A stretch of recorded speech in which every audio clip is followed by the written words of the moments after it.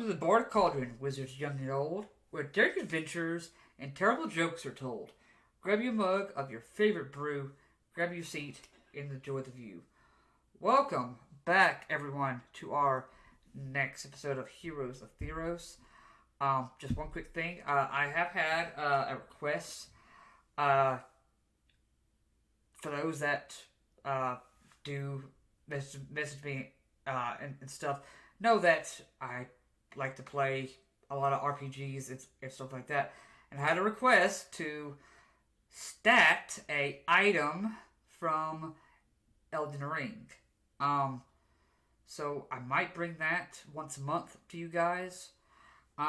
Just a little extra content for you guys to kind of look and see. For those that don't watch this, but can have that available as well. Or if you want to watch both, that's great too. But without further ado, we will go ahead and jump in tonight's session after a recap. Last time on Heroes of Theros, our heroes began to listen to Iroas as he retells what he remembers of his last encounter with Mojis. Cantor prays to Heliod, and a brief interaction is had. Heliod is able to take over Cantor's body. It begins to overlook Iroas, finding no trace of his godly essence left. With this being the case, Iroas would die if it is taken back to Nyx. Heliod does let the party know that if there is something with his essence available, that he can move that over to Iroas. So he does task you with perhaps maybe fixing Leopold's father's shield. That perhaps it may contain some of that essence. The party journeys to the marsh, encountering Megara, who is waiting for them in case she was needed. They begin to tell her what has transpired and begin to make plans for Iroas. Megara comes up with a crazy idea. She issues a challenge to Iroas. And a fight was had between the two, which Iroas was victorious in the end as Megara yields, showing the party that though not a god anymore, Iroas can still fight. The night before the party makes it to the Blood Tree, an envoy of Nylia visits Selene, letting her know Nylia is alright, but is making plans going forward with everything that is happening. The party arrives at the Blood Tree, where they find Drusilla seemingly distracted by something else that she's doing. The party is able to rescue, saving Calais. They deal with Drusilla in both her returned form and strange new monstrous form. Calais is saved, and Phaedra thanks the party. Before our party begins to make their journey back to Meletis. So, I believe we picked up Phaedra and Calais have already started heading back in the, they said that they will, lead you kind of towards where, the path that you guys need to take to get back to Meletis. Then you see them, they begin to make their path back to Setessa.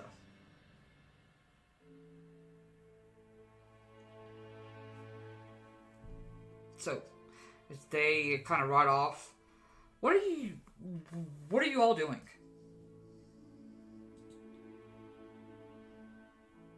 I say we need to find a place to nap. A rest would not be a terrible idea. We are... Is everyone all right? Does anyone need any healing of any kind? I don't think any of us really took any damage during that fight, besides Fezzik, I believe. Yeah, and I think and if I'm correct, didn't you, Fezzik, you recoup those? You got a couple hit die back or something? Yeah. Yeah, Yeah. I think he used second wind to get back the damage. Right. That's Okay. right. Yeah, That's Barrett, something you need to take a rest. Spell Oh, don't that's spend a something. hit die. Oh yeah, Oh, yeah, the wither and bloom. Yeah, that's right. That too. Yeah, none of us were barely hit during that fight. No. It was Oh, that's something. okay. But we should, recoup, and restock our abilities and things like that. Well, Find a place to hunker down. do not suggest we camp out in this. He kind of looks down at the marsh. All right, let's get a good distance away from the marsh and then sleep. All right. Now, do we want to take the path they took and go around, or do we want to go this way? I mean, he kind of points down the path where she told you guys to go. Initially, it may bring us close to Asphodel, but at least we won't be in the marsh for too much longer. I say it's a risk I'm willing to take. Well, Oh, right. Yeah. all right. Onward! And you see he kind of he doesn't even think twice, he just takes the lead. All right, then. Alright. You are able to get, I would say, about 2-3 more miles before you guys are out of the marsh. You don't have to worry about any dangerous things in there. You guys can kind of see where, the marsh kind of ends, and it's kind of just, almost, empty plain is the best way to put it. Though there is dirt, and there are mounds of dirt, there doesn't seem to be much anything else. No, there doesn't seem to be really much any wildlife or any vegetation or anything. Oh, Would I- lovely. Would I know if these would look like burial mounds or something? You can make either a history check or investigation check. No history. No, history's fine. Well, I have a +0 in both of those, so we'll see how this goes. Ooh, 17. What I'll go flavor? with history. 17. Not you don't know traditionally if that's what they are, but it can be a lot of different things. So you do know that Asphodel is the remnants of a returned city that would be in the underworld.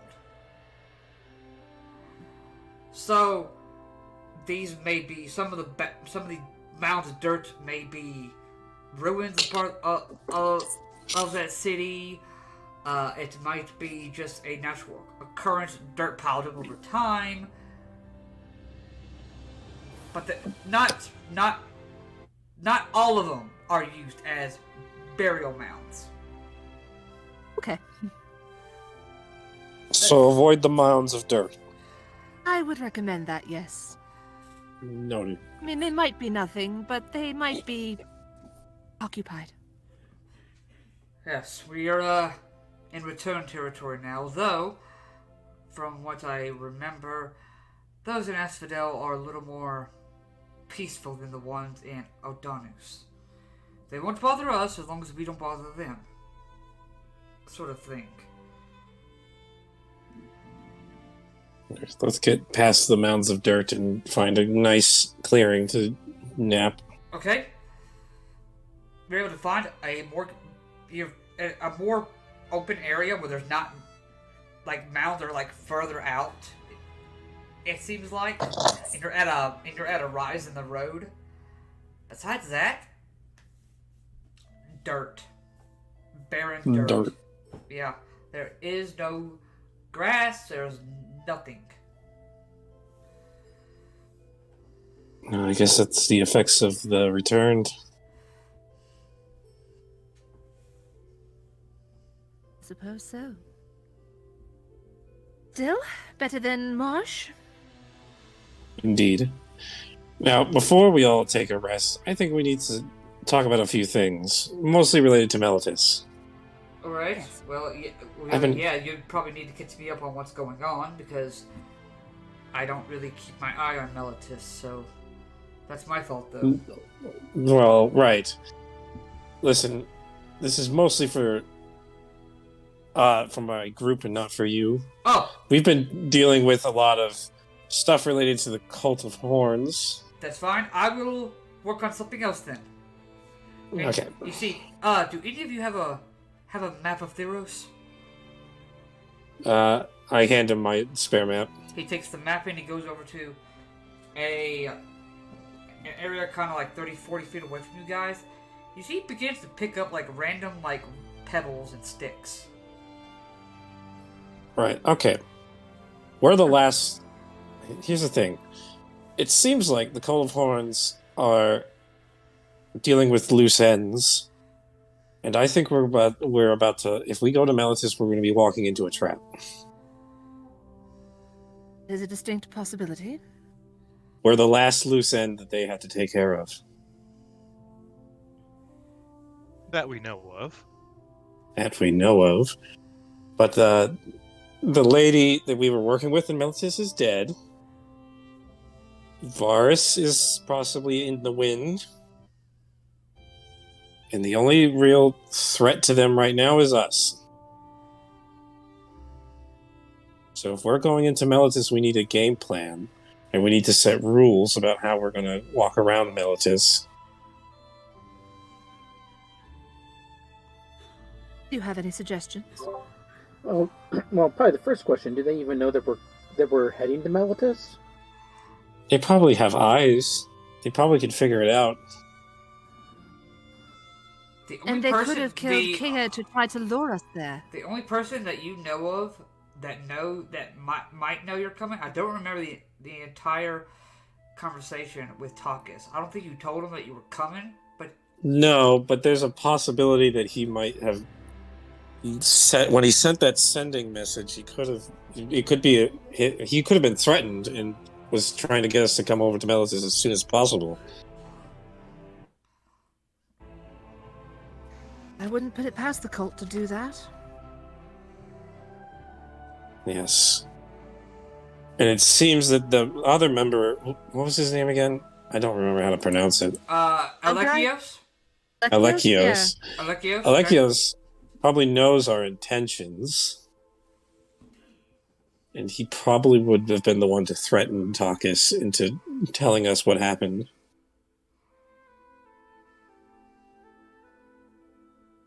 And there's also a good possibility that we'll run into our Nyxborn friend again.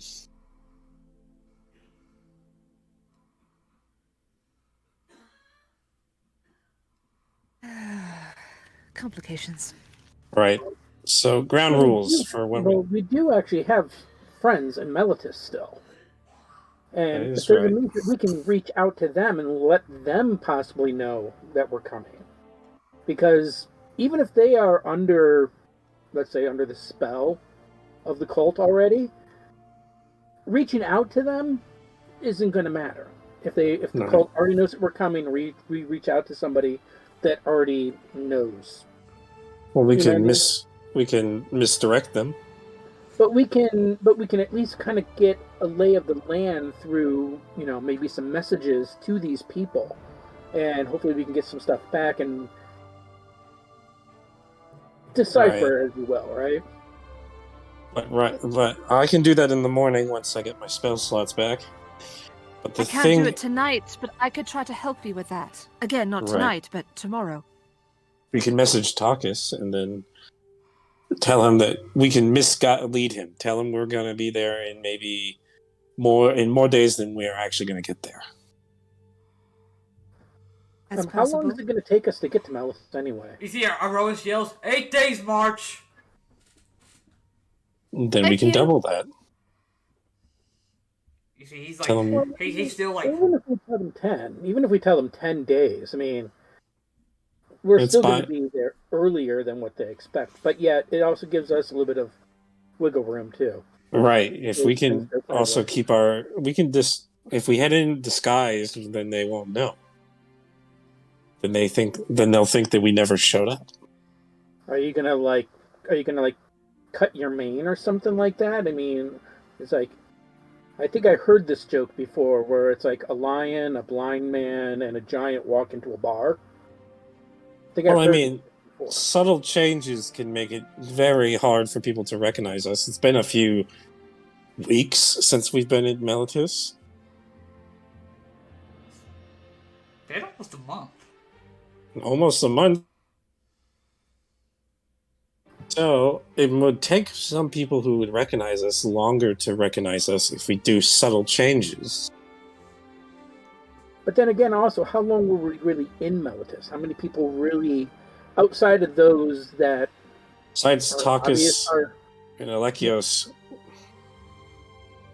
the headmaster? right? There's only a few people that we really had to.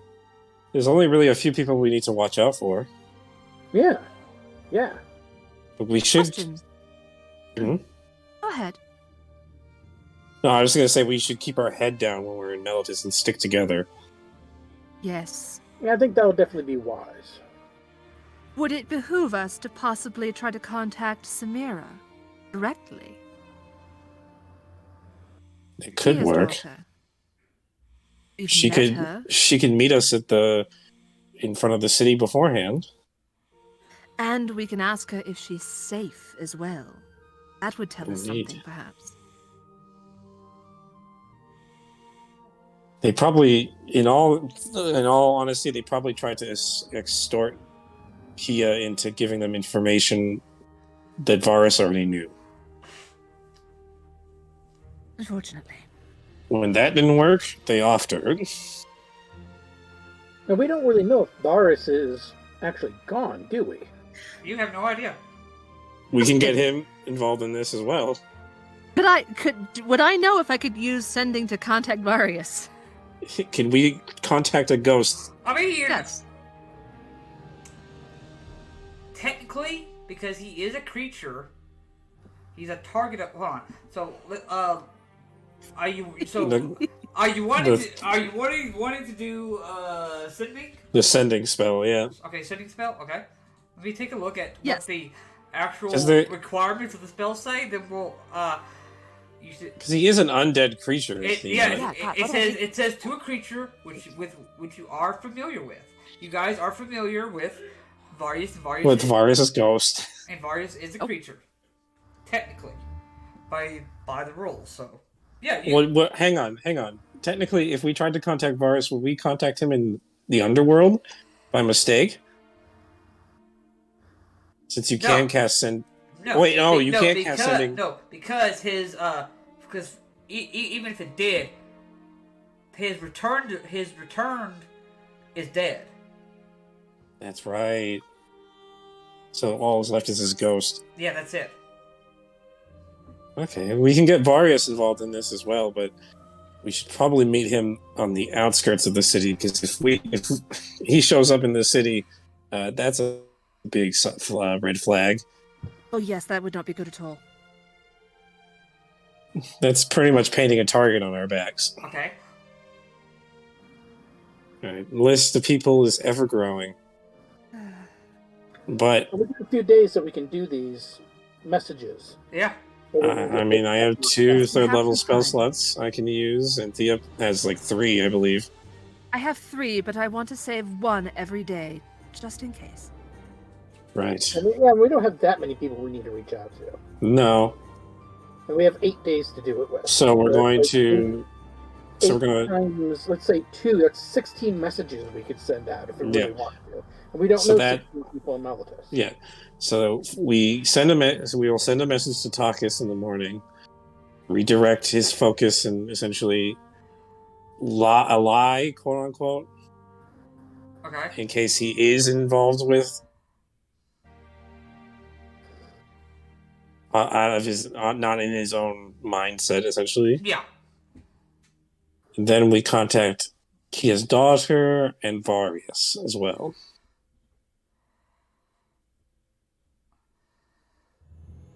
I think, Thea, it would be best for you to contact Kia's daughter, I was thinking that. and maybe also contact Varius as well. All right. I can deal with Takas. Okay. And like I said, we stick together while we're in Meletis, and we only split up from each other when it's absolutely necessary. Agreed. And I think we should stay at the Temple of Heliod. As much as it hurts. Yeah. I was gonna say, it's like, if you want me to, I can help when you guys work out a message to send to the high priest there. Yeah. As much as it hurts, as much as it hurts me to say, it might be a better idea to stay at a temple dedicated to a god that can hide us like Heliod. Yes. I can send that message if you prefer, Arthos. Indeed, I do. My pride's already hurt enough. Yeah. I figure you suggested it. It's the least I can do. Right, alright. That's We've fine. got our list. I've checked it twice, and we're good. Yes. We know the plan, and we know what we're going to do in Meletis, right? Well, we at least know who we're going to contact, and that may well direct what we do when we get there. Indeed. Alright. Let's all rest on it and get the first messages out in the morning. Yes. One. Yes? I still think we should have some sort of disguise or something for Iroas. Oh, yes. Definitely a good idea. That would definitely draw a lot of attention to us. Actually, here's a quick question. Is there a temple to Iroas in Meletis? Let me take a look. That's a good question. Could we just stash him at the temple? You're gonna stash the god? You're gonna stash the god at his own temple?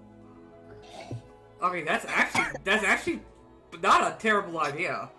No. At least you'll know he'll be protected by his kind. Alright, let's see what we got. I mean, that might be even better than Heliod. I mean, I feel like we'll give a lot of people heart attacks once we reveal that it's Iroas. well, we don't necessarily have to tell people that he's Iroas. We could just tell them that we found this guy, and he needs help, he needs shelter. If we need to, we will pay his way or pay his stay. But he would most likely be... So, honestly... Heliod would definitely protect him, but... I don't think there's a temple to Iroas, only because... So, it's kind of like, if you want to do, like Greek mythology, Athens and Sparta, there isn't generally a temple to either one of the other gods at the competing polis. But Heliod would be your safest bet. There is because Iroas and Heliod are good buds. For the most part, yes. Yeah. Oh, yeah, absolutely. Yeah. So, if anything, that would be the best place to take them. Is there a town or a outpost or anything that we pass through on the way that we can there is disguise Krymnos. for ourselves? There is Krymnos. Krymnos is right here. It is actually the only town that you guys pass going back to Meletis this way. We should. Arthos, you can make a history check with advantage. Oh, advantage. Fancy stuff. Maybe because of who your parents were. Okay, I got a good history. That's going to be 18. 18. You know that Krymnos is renowned as the home of Anapsi, who was a philosopher that moved to Meletis and founded the Anapsian School, Oh, which fancy. Krymnos has adopted his philosophy of basically a simple life. Very, very simple folk live in Krymnos. All right, we go to Kremnos. We can get some new clothes. That's at least a start. Maybe get some, like, I don't know, maybe we can get like fake scars put on ourselves or something like that. Using makeup. Primitive makeup. Something we could try. How exactly do we disguise a remind me, what is Iroas? Centaur? Yeah. He's got the body of a Centaur? man What? he's got the upper body of a man and the lower. The lower half of a bull. That's what's interesting. So how other centaurs have the half of a horse, his is a bull. Well, we can just give him a cloak, Yeah. throw the hood over the helmet. They have like those quilts and stuff that they put over horses. I'm sure we could get one. Yeah, we can just say he's a really short centaur. He's stocky. He's a stocky centaur. Yeah, stocky. Yeah. Exactly. He's the dwarf of centaurs. Okay, I wow. dare you to say that. I dare you to say that to his face, Arthos. I, as the player, made that joke, not Arthur. Yeah. Okay. Okay. It's a good thing because you see, Iroas suddenly looks over his shoulder at you. Sorry. Iroas can see all of us playing the game like, oh shit. As he like looked over at you, I heard that. I don't think anyone would know what dwarves are in this world. No. Oh my god! If anything, the term dwarf here is used for a smaller person, but there's not necessarily a race that has really been seen here. But yeah, anyway, we can essentially give him like a skirt, a war skirt or something like that, Yeah, war skirt. to hide the lower half, and then the upper half we can just give him a cloak. Huh? Right? We can do that. Take his helmet off, you know. And helmet's- what about me and my axe? Ooh, good point. The axe itself is quite ornate. That is right. Anyone know any good illusion spells? While Thea thinks about that This one. is what I was getting at, though. It's like we get ourselves back into that scenario. It's like a blind man, a giant, and a lion walk into a bar. I mean, we might be able to hide each other individually, but if we walk around in a group, We stand out more, yeah. people are going to probably recognize who we are. So how hard do we really need to try to disguise ourselves? We just need to be subtle with the disguises. I think we just need to be subtle in general. Now, Iroas definitely should try to be kind of hidden because, you know, he is a deity, and although he's an amazing fighter, I'll totally give him credit for that. He's one hell of a fighter. He's still currently mortal. Right. He can still But- die. It wouldn't be hard to disguise you, Cantor. Just give yourself a cloak and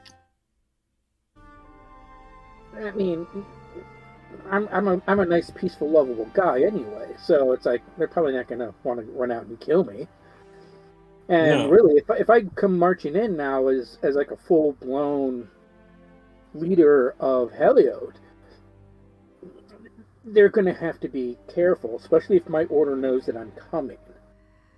well, They know because if my order in Meletis recognizes me and my position, and the council does take action, that could be a type of heat that the council will not want on them.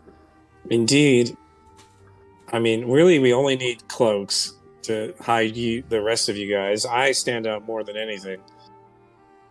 Well, really, I think you and Fezzik both kind of stick out. Perhaps I should stick to the outskirts of town and not go fully in. That means we're going to be splitting up. Do Or wanna we can leave disguise it him. Or we can disguise him as a returned. open? I think we don't have to worry so much about the disguises, folks. I really don't. Probably not. Sometimes the best disguise is hiding in plain sight. Right. Okay. Just again, Simple act like you know. disguises. It's like just act like you know what you're doing. Like we're there for a purpose. As long as we don't act shady, we're not going to be standing out. I mean, Meletis is not a small town. We're talking a polis here. There's Right. lots of people. Yeah, there might be a lot of eyes, but there's also just a Yeah, lot. it is a lot of people, so that is something to remember. Right. And maybe try to We go really directly only have- to the Temple of Heliod. Yeah, we might only have to be kind of worried about certain choke points, like the front gates getting in and stuff like Well, that. keeping to the main streets is probably our best and safest bet. Yes. Yeah, avoid like the back alleys. You know, let's try not to split up too much, or at least be within shouting distance, you could Just say. keep a good 6 feet away from each other and act like we Need to don't. be. I mean, we don't need to be that close together. But I'm just saying, it's like we probably don't want to split the group up unless we absolutely have to. Well, yeah. What I'm saying, keep our distance from each other and just pretend like we don't notice each other in a way. Well, yeah, I guess we could even go that far. But again, it's like let's not go too far out of the norm of like an average person. Is really what we need to do. We want to kind of just blend in like another person. We don't have to wear Become masks. another person. Assassin's Creed this bitch. Let's go. Yeah. Oh, I was thinking more of Master Disguise with Dana Carvey, but Assassin's Creed, Can I be a Leon. turtle? yeah, Turtle, Assassin's turtle. Creed Theros edition. yeah, exactly. Am I turtly enough for the turtle club? Yeah, exactly. Anyway. Arthos just pulls out a hidden blade. Like, let's do this. Oh God.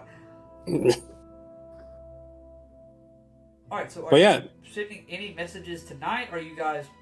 I'm plopped out of spell slots right now, so I can't. And I don't have it prepared. Okay. If you're all kind of doing that, you hear Rose is like, "I figured it out." What did you figure out? What? You see, he kind of like motions you all over to where he's kind of set the map up. I go. Well, what he's done is he's taken the map of Theros and put stones and sticks to resemble different areas of the map. Alright, so I couldn't just do anything while you were talking, so I got bored and mapped this out. If it was... We're in a war, yes? Basically, or the start of one. Someday? So... More like espionage, but continue. So... I think Heliod may have been correct about our need to go to Meletis. So, if you see Meletis, and you look at where Meletis is on the map, what do you see around Meletis more than anything?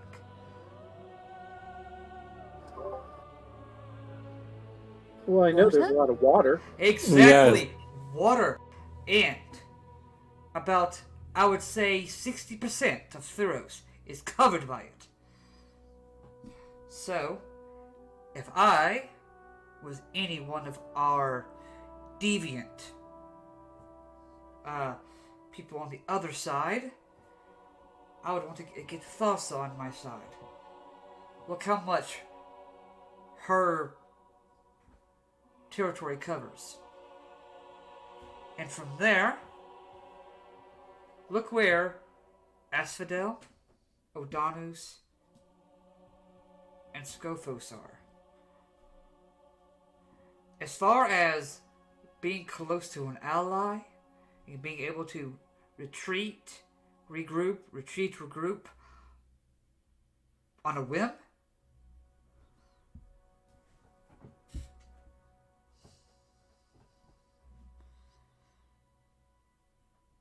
Then, from there, anything on that side is ours, or at least whoever the sea belongs to. Then, if you think about where Akros is, you've got Scophos, Odanos, and Tethmos on 3 sides of it.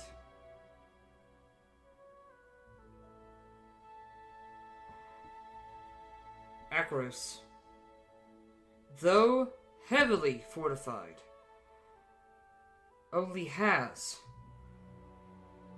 one defense, and that is the Faragax Bridge, and that only blocks Scophos and Adonis.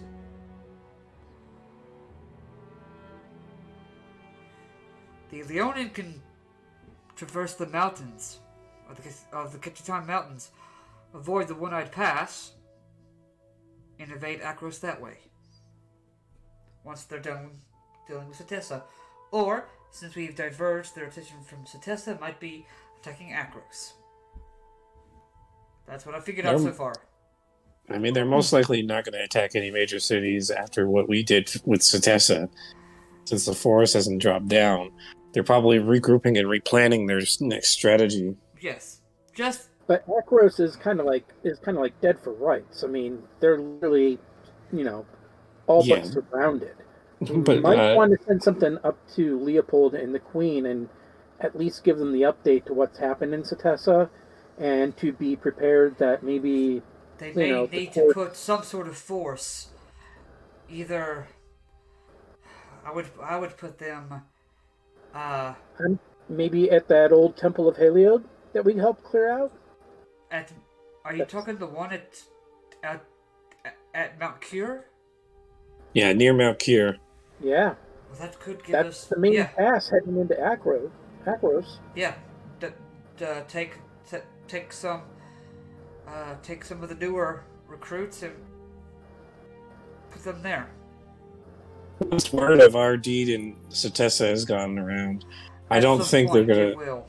But I don't think we have them on their heels right now. They're not going to be attacking any major polis soon. No. Not with. But this is, I'm thinking, long term.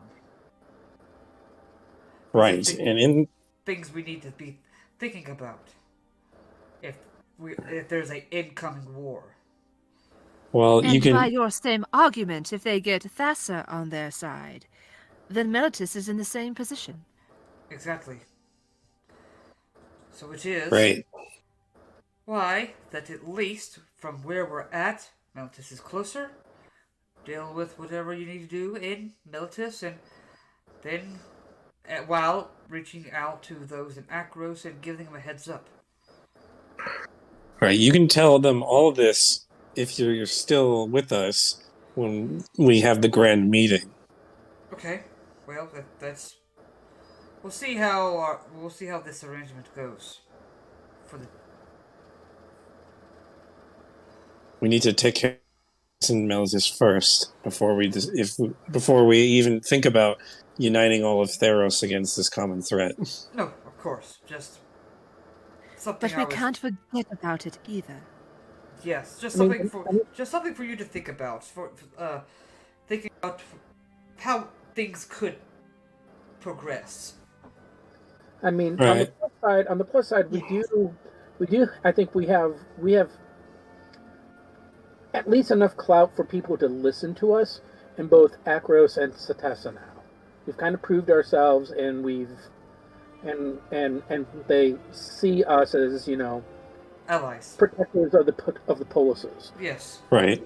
We just need to get on that level in Meletis. And we should be good to go. So we definitely need to focus on Meletis, and then I am kind of with our god friend here of going be next after Meletis. And if we do have a chance after we get done with all of our other messages that we in our communications we need to get done with Meletis on this next week worth of journey, maybe we should try to send a message sometime up to Leopold and the Queen.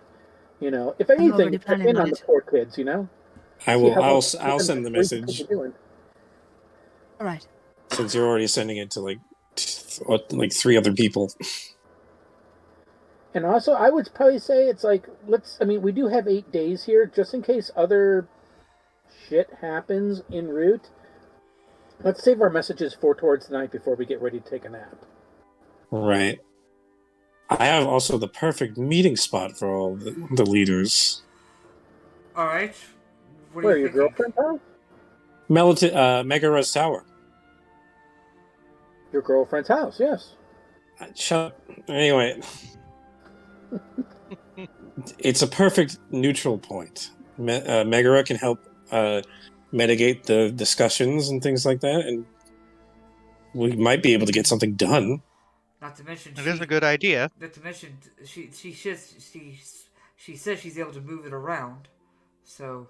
Right. So if any of the Cult of Horns or any of the other cultists plan any assassination attempts, we can just move the tower. Yeah. Because you guys do remember, you originally met her kind of like over in this direction. She moved it kind of like over here. Right. We'll get Megara involved in this at some point once we have everything under control.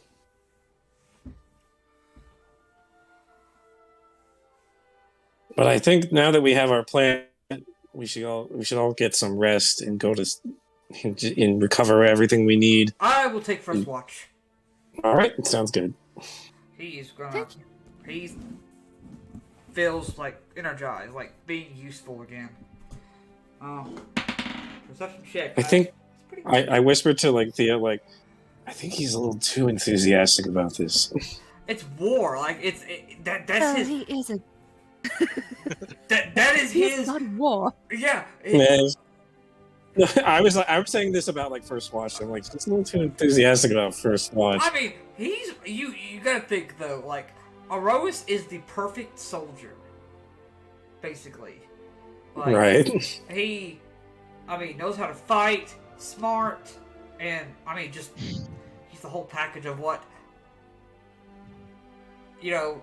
What they're actually. So the plan is actually they're all gonna get a bunch of clones of Iroas, and they're gonna just invade. Oh my god, no! Invade. That's actually the plan. You guys figured it out. We don't have to play anymore. You guys have to find out something new to do on Thursdays. Just kidding. But no. He's just got so much energy. It's so a little much. That's an 18 for him.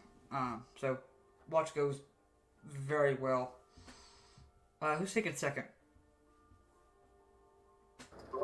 I could do second. Second, okay. You see, you kind of feel the blunt end of the spear that he has kind of pokes you on the side. Ah. I'm not sure how to wake up a blind person, so. No, it's all good. I knew you were coming. Oh, well then, if it's alright, I believe it's your turn. Yes. Okay, go ahead and make a perception check. Yeah. Yeah. 1 plus 3. Oh. Yeah. I didn't really see anything. That's not just because I'm blind. It's Guessing? I guess there's no one coming. I would say just your mind is distracted on other things, really. Third and final watch. I'll take third and final watch. Third and final watch. Go ahead and make me a perception check. I didn't do any better. That's I think that's a 13. 13? Maybe it's our bad. I rolled an 8 plus 5. Oh, that's not bad. Nothing bad happens on your watch, Arthos. Go ahead. Everything bad happens on my watch. Roll me a d20. if you want for the. Roll 20. I had a stroke. When I heard "go ahead, roll me a 20," my brain was just like, "Roll 20." Roll me a. No, I'm saying a $20 bill. Give me $20 bill. I thought it was 11. 11. So basically, what Oh, I've dear. decided is I'm only going to charge Arthos to play. Everybody else can play for free, but Arthos has to pay $20 per session. Oh boy, Arthos is like checks his coin purse, like, "Hey, I'm missing 20 gold. What the hell?" Yeah. Yeah, I'm not You taking. have a I'm not hole in taking your your actual money. I am taking, your coin money from here. Because that's gonna hurt worse. Yeah. that bruises the ego more effectively. Okay. Ooh. On this first day of travel,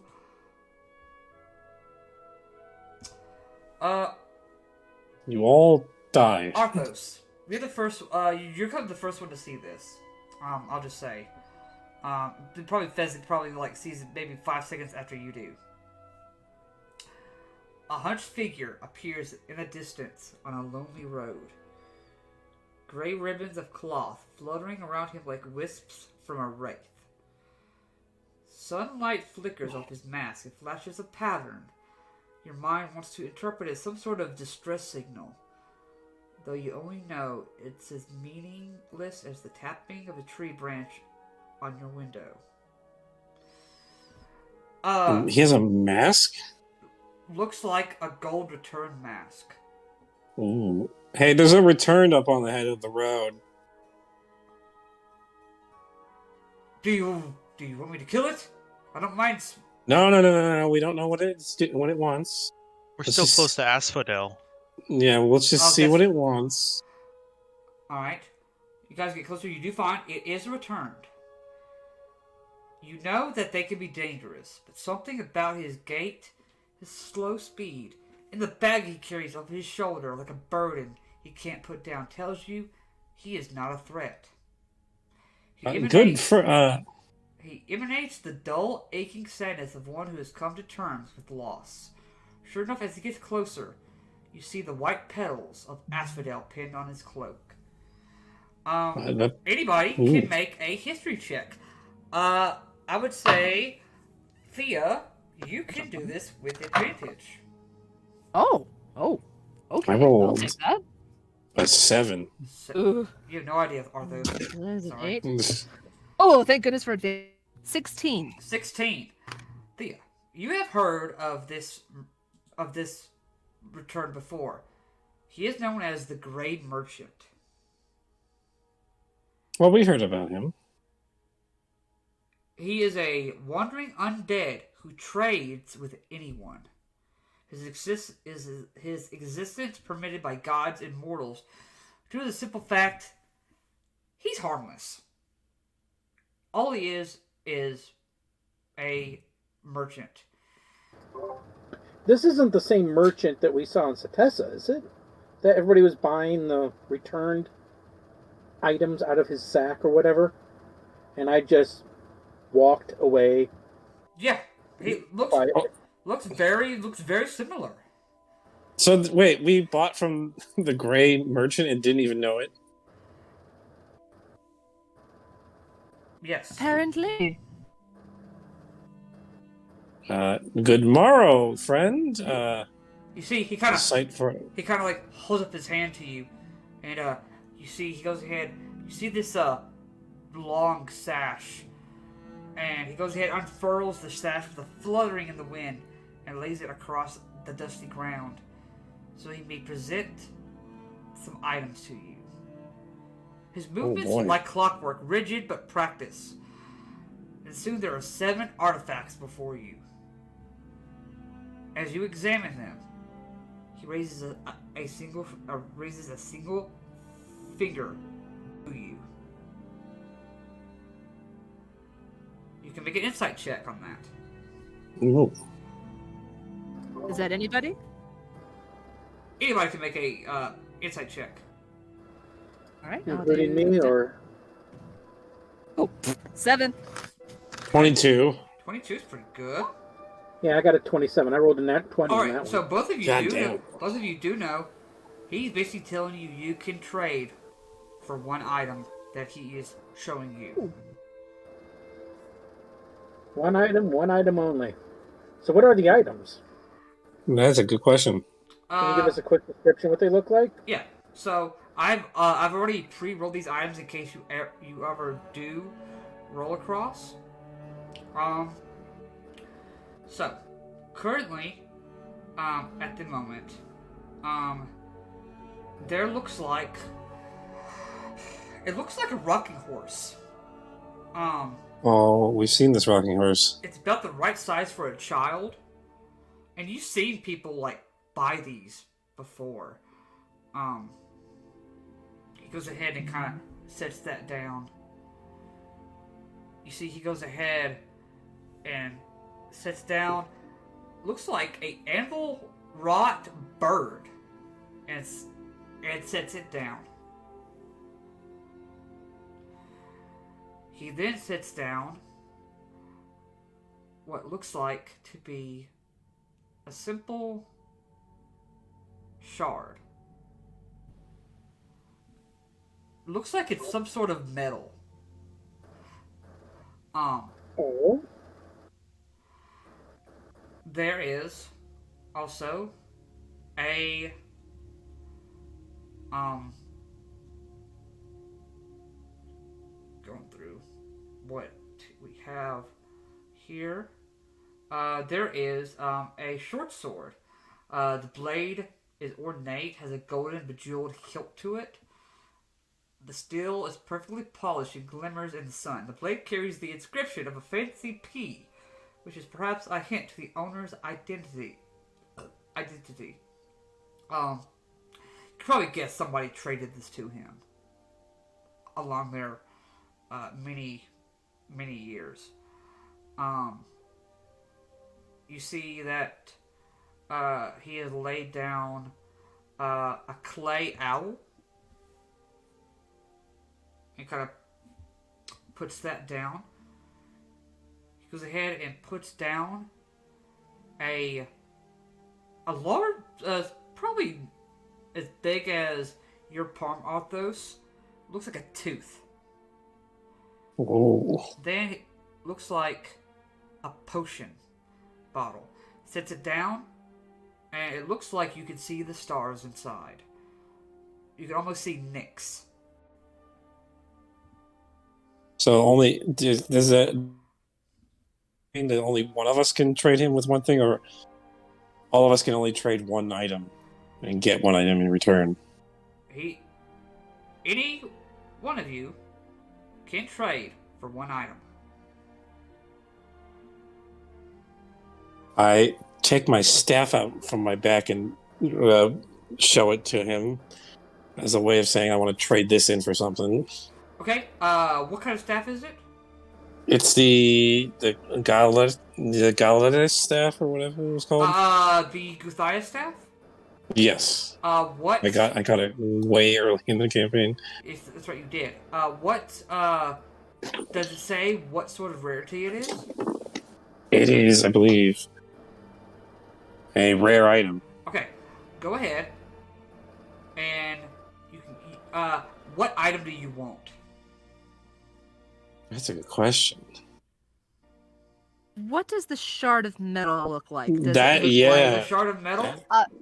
Does it look like it's from the shield of Leopold's Exactly. dad, or a shield from Nylea's arrow? Or You maybe it can could make, be. you can make it either you can make a I'd say just a history check. I'll give you. Can I give her advantage on that? Yeah. You guys All are right, I'm giving you you guys advantage. are kind of like looking it over. Oh, I got a natural 1 and a natural 20. Oh! The So dice 20. gods are on our side. Okay. So this is a shard of Nylea's arrow. We need that. Judge Arthos, I would suggest the shard if you don't mind. All right, I guess I'll trade my staff for the shard. Okay, you can trade the staff for the But shard. yeah, I'm gonna be very careful picking it up. Okay, you do so. Upon further investigation, do you realize this shard belonged to the arrowhead that sued Xenagos, the god of revels? This arrowhead is said to have shattered into countless pieces, but is clearly reforming, perhaps under the influence of what essence remains of Xenagos. Should all the Cool. pieces reassemble, the arrowhead could be used as the focus of a ceremony that resurrects the fallen god. Oh boy! As soon as I pick it up, look at it for just a second, and then I throw it into my satchel. Like, no, I'm not holding it for any longer than I need to. Now, if we Okay. only knew of a fallen god that needs to be brought back. Now, so this one is used in particular to bring back Xenagos.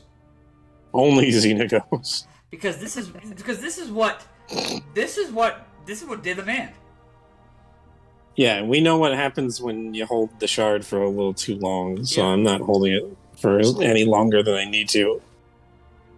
So they need all the shards, right? So as long as we have at least one. Then they can't complete the ritual. Exactly. Yes. Exactly. Just like we need all the shards of the shield to bring Iroas back to his godhood. Arthos, Uh-huh. Exactly. Hmm. you hear a message in your head. Arthos, I know we do not talk much. If you can,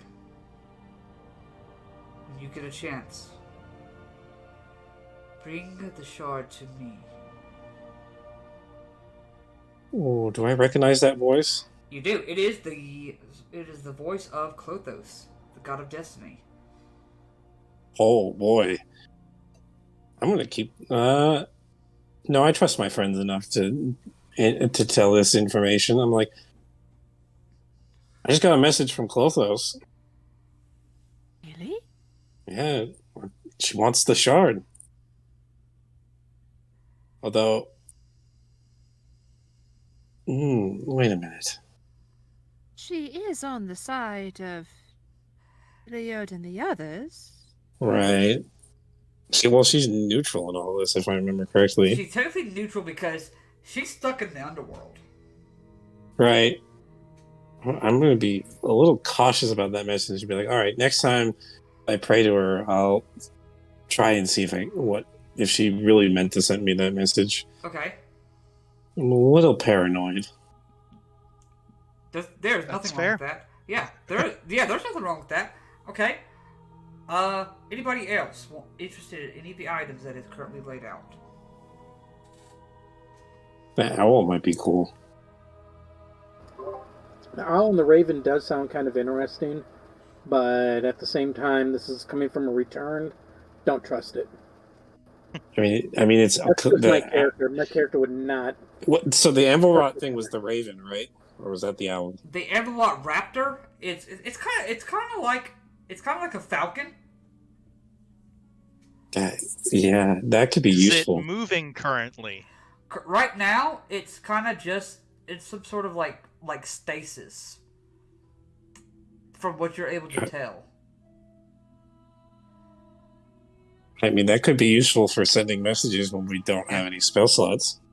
I crouch down in front of the Anvilrot Raptor, look at it, wave my hand in front of its face, see if it.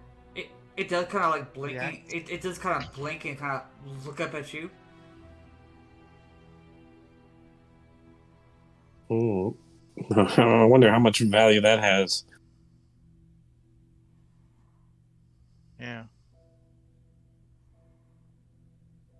We could trade money in, right, to get these items? Yes, if you have money, you can also do that too. That's the thing about the Grey Merchant in particular. He'll take money, or a even trade is what. I mean, if anyone needs money, I can spot them if needed. And what does the large tooth look like? You can make. You can either do nature or history.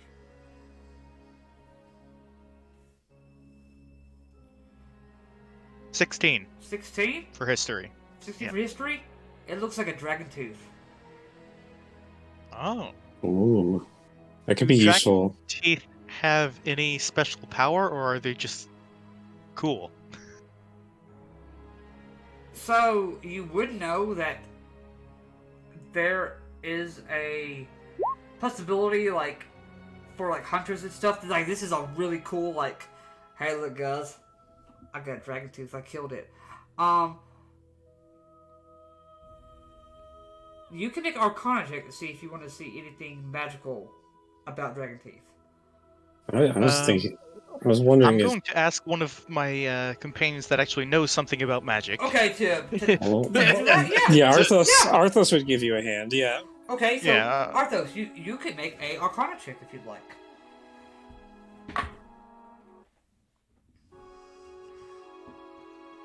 Or is it too late? So I already rolled. I got What did you roll? I got an 18. 18? Well, 12 plus 6. So, some parts from dragons are indeed magical. This one, you have to pick up what it does.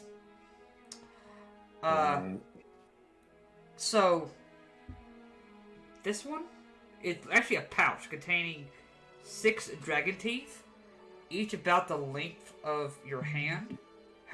Because if you buy this item, you can summon a soldier to your aid. If you bury this in the dirt. On your next turn, the tooth transforms into a well-equipped soldier. It shares your initiative order, but doesn't obey you, is hostile to everyone, and attacks whoever is closest. Oh boy. That is something to keep in mind. That could be like a Hail Mary if we need it. A distraction. Yeah. It could be our greatest getaway attempt. Bury a bunch of teeth and just watch as just a bunch of soldiers spread out.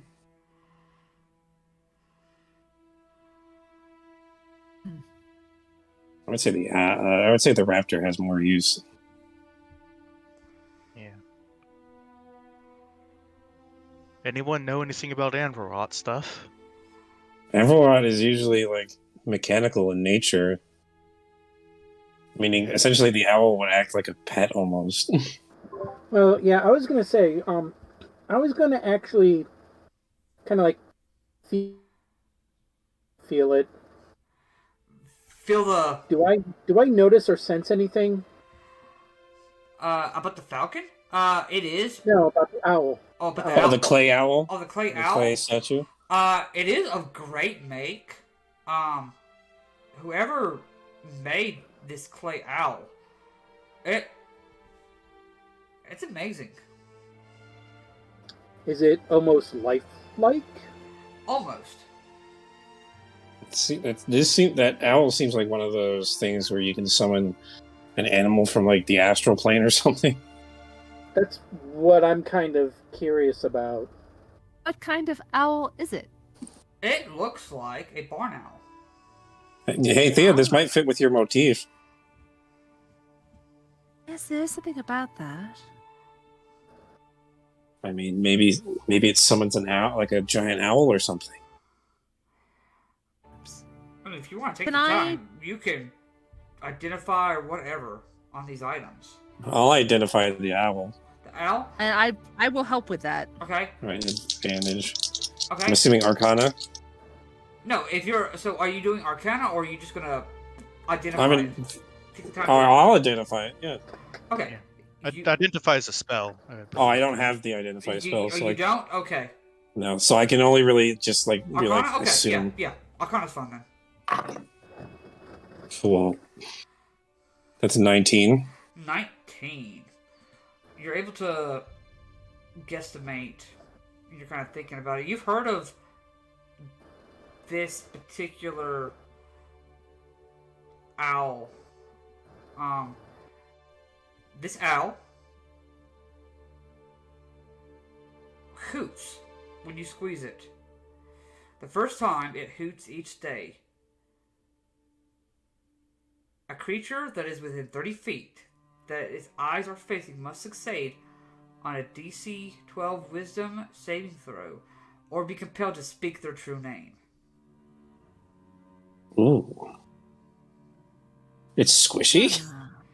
Yes. That's what's strange. You kind of... When you, start to squeeze it, it doesn't go in, but you hear a... Whoa, that's kind of weird. I thought it was some of a giant owl. If I can, I would ask the Grey Merchant how much gold the owl would be worth. He looks at the owl, and he goes ahead and takes a piece of parchment, and you see he begins to write, kind of hands it over to you. 90 gold pieces. That's actually a pretty good deal. That's like 2 less gold than I have. I can spot you some gold if you need. How much do you need to still have some gold left? I have 92 gold. 92? I can spot you I'll spot you 20. I can spot a couple gold here too.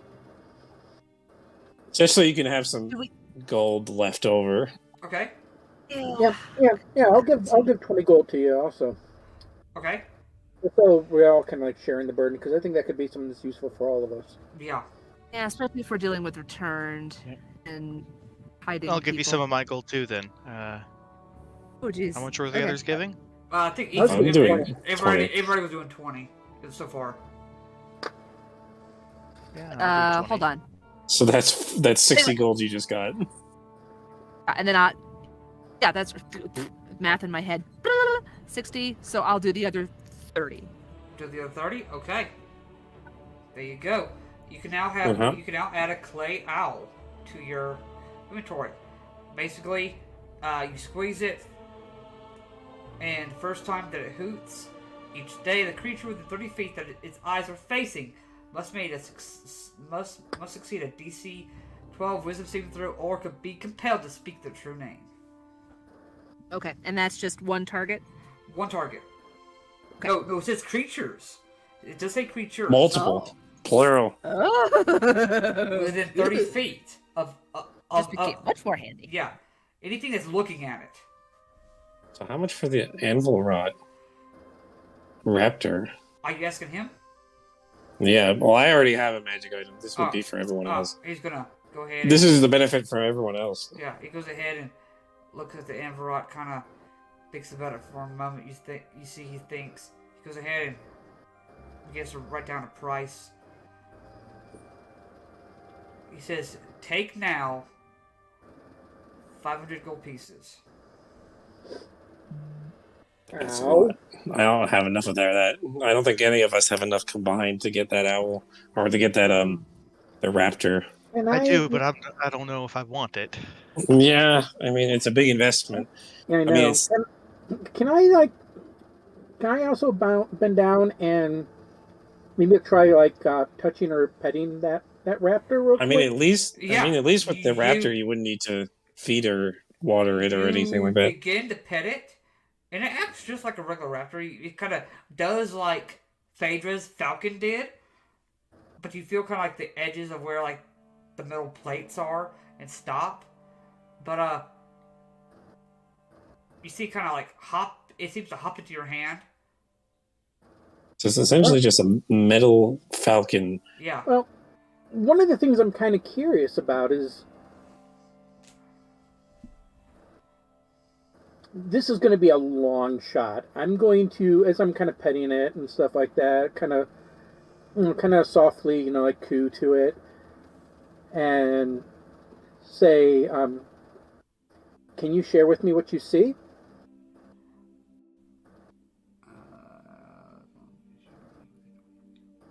Probably deliver us information. Let me take a look. There'd be a good advantage to having extra pair of eyes, especially at rest stops. I apologize. I do not have the ability to share my sight with you. Oh, but it can talk. Well, But what? Dear. I I think always that's been. I think worth it's a the very money. advantage. It could be maybe a good advantage to me to have a set of eyes, since mine don't work. What is It's your name? I do not have one. It's 500 gold. Unless anyone has any other magic items that they don't need, that probably can lower the price. Who was your previous master? I do not have a previous owner. I was given directly to the merchant by my creator. Furfuros just gave him the owl. I mean, the falcon. He said creator. He didn't say Furfuros was. He said whoever his creator was. With his crew. Yeah. It could be Furfuros. I'm gonna look at the trader and tell him that really don't have I really don't have that much money on me, but I can maybe provide a couple. And I start sifting through my belongings, and I'm like, and I grab my spice pouch and my clothes of many fashions, and I'm like, I can spare this and 50 gold. Alright, so you're giving up the cloak of many fashions, as well And as the spice as pouch. my handy spice pouch. Yeah. Alright, what are those two listed as far as like their like rarity or whatever? Well, I'm not sure. You were the one who gave me clothes of many fashions. Clothes of many fashions? Okay. I just didn't That's- know if you. I think that's I think that's an uncommon. And then the spice pouch. And the spice pouch, yeah. Isn't give me that a common? second. I want to say. I think that is just a common. It's a wondrous item common. But it is a wondrous item. Okay, so it is a wondrous item and it is common. Okay, cool. Yeah. So cloak of many fashions is common. So I thought it was uncommon, but and you're doing. And I mean, that does. And you're also getting him 50 gold pieces. I mean, combined, that does make them like an uncommon thing. Go ahead and make a persuasion check. Yeah, because I was pulling up your cloak, so I wanted to see what that was. Yeah. Well, it's a wondrous item as well, though. It's a wondrous item, but common. So they're both. Yeah. It's good. So I need to do a persuasion. Yeah, persuasion if you'd like. No one's going to help me here, are they? I can give you. I would help You know what? with that. I'll do it. I'll throw 20 gold to this. And Okay. Arthos is going to help essentially with his words, try to sweeten up the deal. Okay. How do you sweeten the deal, Arthos? Oh well, you see, my good sir, this man, he's blind. He needs a seeing falcon. It would help greatly. Okay. I will allow advantage on that. So go ahead and make that check. With an added 20 gold on top of that from Thea. Mm-hmm. And that's persuasion, right? Yeah. Thea's lowered the DC some. Oh, baby. Oh, I got a 19. 19? You see, Nice. he looks at you, he looks at all of you kind of like, you see he writes on a piece of paper, and he just slides it over to you, Cantor, because he knows that he can't see. It says deal. All right, we got ourselves. Cool. Or you got yourself an anvil rot. Yeah, Raptor. Yeah. Seeing eye raptor. It needs a name. Yeah, I'm going to ask what he wants to have for a name. Oh, I am a benevolent, owner. Something practical would be fine. I will leave that up to you.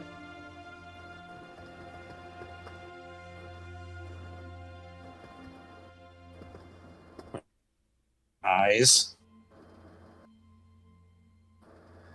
Let me think about it, and I will. We'll think of a good name for you here before the end of the night. Alright. So, Right. my basic.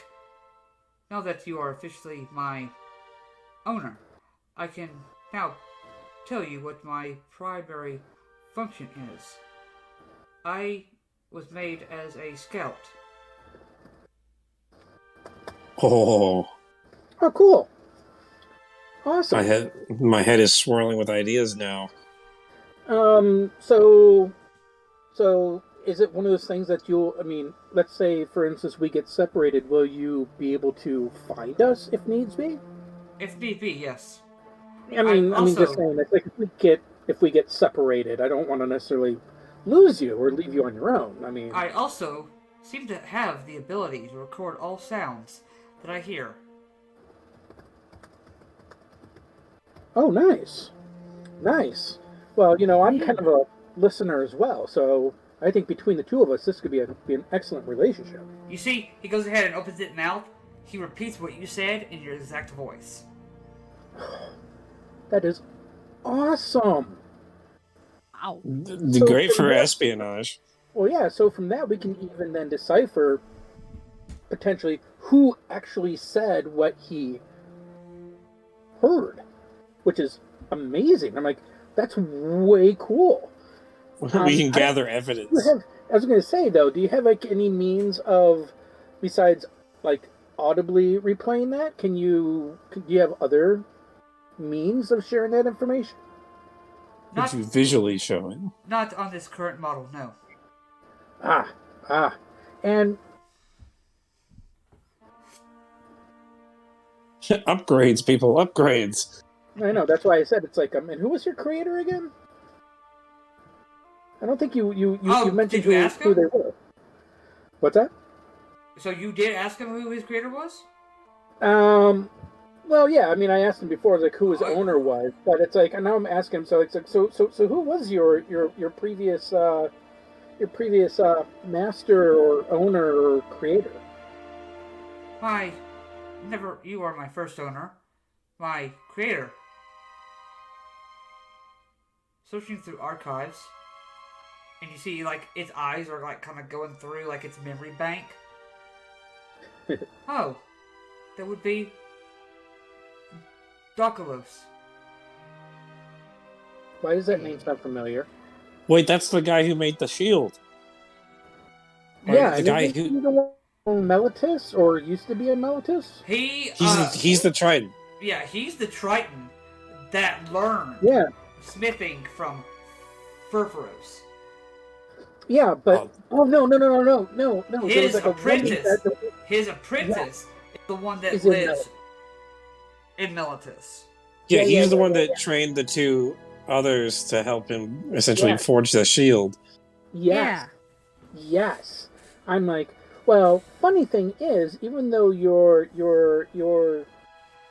creator has unfortunately moved on in life, we're actually going to probably be meeting up with one of his top apprentices.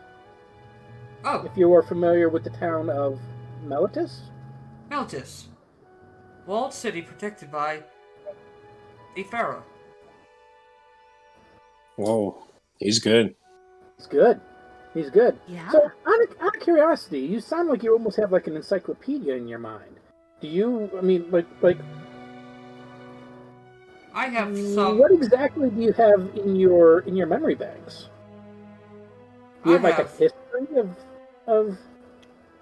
Anything that has happened from the time of creation to the time I was invented has been stored into my banks. Some files are disrupted, but Well, we definitely now have a source that we can always reach out to. He's kind of like another nice little encyclopedia. And how long Yeah. do you store these recordings and things that happen? Do you have infinite storage? unknown. Unknown is not good. Well, unknown it can be actually better than known. I know that I can hear up to 1 minute of sound. Okay. Okay, no, so it does say it erases the previous recording. So it's basically one. Okay. So he can only remember the last thing. But in terms of his data banks of memory and stuff like that, of what he's done and seen, Yeah. that seems to have lasted years. Yeah. Many from years. the time creation, from the time of creation to the time he first opened his eyes. Not only do we have an encyclopedia, but we also have a person that can a creature that can scout things for us. Exactly. Have a maker's mark. It does have a maker's mark. Underneath one of the talons, there is a D with like a hammer like going right through it, which is That makes sense. Dacalus's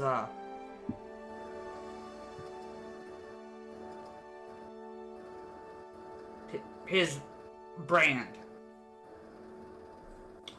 This is probably the most useful item we found at this like flea shop level vendor. You see, so is that everything? So did everybody get something? Physic did not. Yeah. Okay. Physic. So available, still left. We have the rocking horse. I believe we have the bottle of looks like some sort of potion that looks like you can see the stars in, as well as a short sword. I believe those are the three things that we have left. Yeah. And the dragon teeth, but yeah. Yes, and the dragon teeth. But that one sounded like something that you guys may not have been into, or is that something that you guys want to get? It's up to.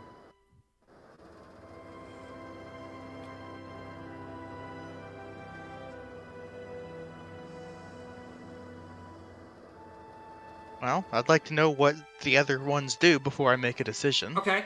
I mean, we've seen the rocking chair before, me and Theo, right? Yes, this rocking chair is magical though.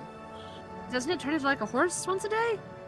This? Yeah, because we've seen that horse this, before. This rocking horse does turn into a riding horse. But it only turns into a riding horse for 20 minutes.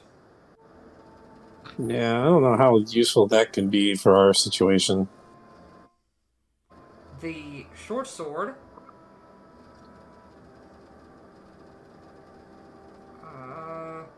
with a Arcana check doesn't seem to be magical, but you see, just because of how it's like cut, it is a +1 magic weapon.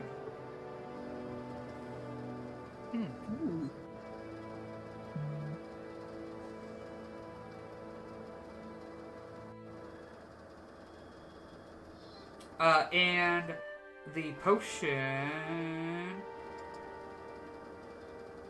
When you drink this potion, portions of your skin to appear to show the night sky of Nyx and to sparkle with starlight. The effect lasts until you finish a short or long rest. The potion contains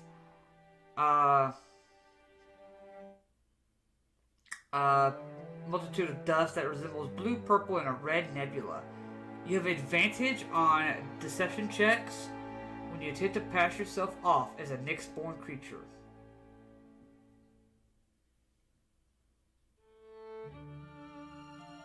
That one's very situational, but it's still a pretty neat item.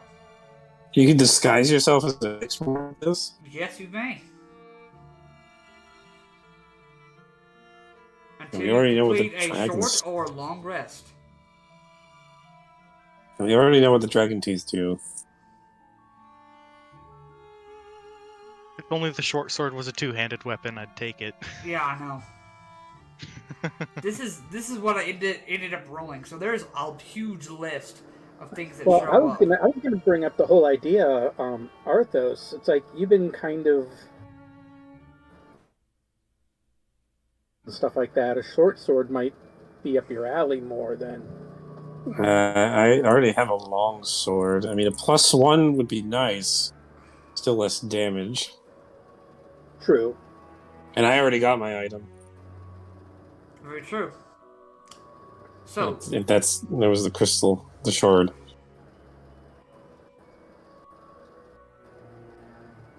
Well, I don't know. I mean, in a way, I want to say it's like that crystal shard is for everybody. Yeah, It is kind of everybody's. yeah. It is true. It makes it kind of unfortunate because then you're not really getting something for yourself. Yeah, I'm fine with that. Physic, any of those items pique your interest?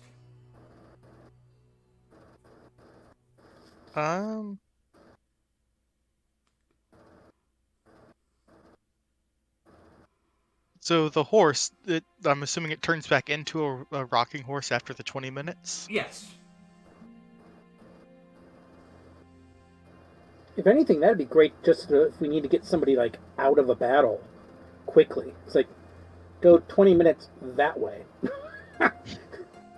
Yeah, I mean, that's we the all whole can't. horse I'd have to carry around, so I don't know if... Yeah, it's a big thing to carry around. I mean, Yeah. it's basically the size of a child's rocking horse. Yeah. But yes. Still, that's not small. Yes, Something I yeah, could yeah. It's put not in a yeah. pouch. Yeah, it's not small. So looking for something as a getaway, the teeth make as much sense as anything. Yeah. Nice distraction. There are 6 of them. Yeah, who says we have to use them all at once? What do they summon again? So they summon. So basically, what it summons is well-equipped soldiers. Just for your benefit, they use the thug stat block from the monsters manual. Is the stat block that they use? It's not bad. No, it's not. Really.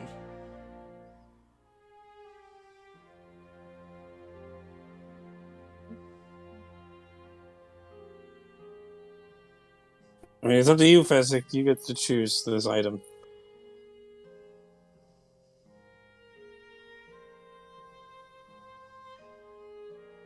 And they're hostile to everyone?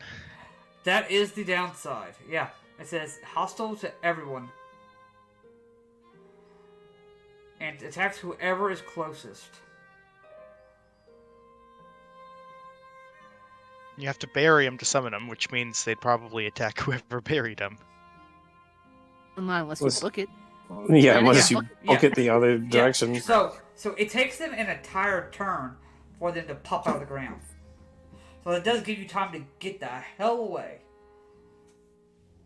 Get out of Dodge! Since they're hostile to everyone, I'm worried about, like, Having to fight them afterwards.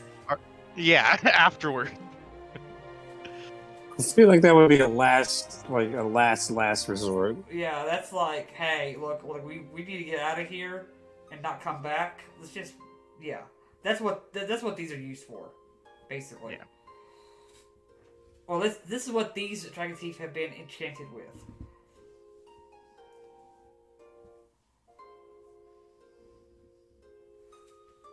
Will they stay there forever?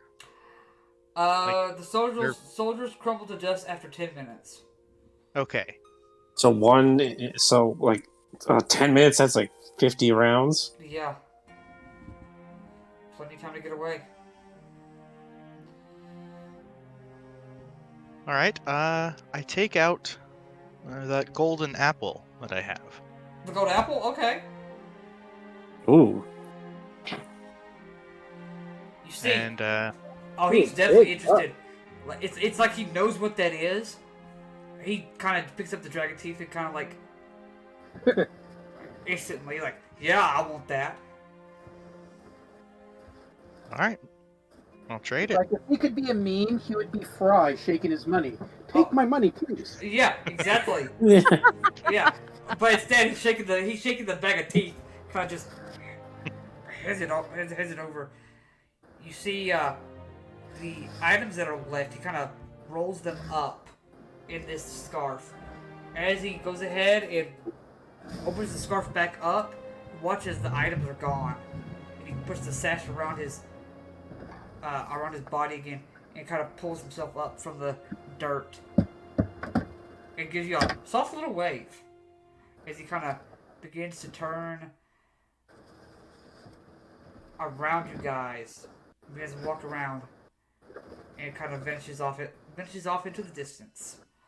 I'm going to bow to him and thank him again. Same. All right. Oh, and I think I have a name now for the Falcon. Okay. What are you gonna name the Falcon? I like to name him Bubo. Bubo? Okay. Yep, So, Bubo. you, if you have access to it, this basically uses the Anvil Rot Raptor stat block from Theros. Yeah, you can add it in your extras. Yeah. Yeah, if you go to extras, you should be able to add it. Let me see here real quick. On the As like a pet. Yeah, as a pet, you should be able to add it. If not, I'll like copy and paste the stat block or something, or take a screenshot and send it to you. Anvil. I don't know if I can spell anvil. I did ML. I mean, see, that's what's strange is it's random knick-knack stuff that you guys may never use, but it's like, you know what would be nice? You know that owl that makes people tell us their name? Oh, yeah. Oh, well, a bunch of I'm more useless like- stuff and a shard of Nelia's arrowhead. Yeah. That too, yeah.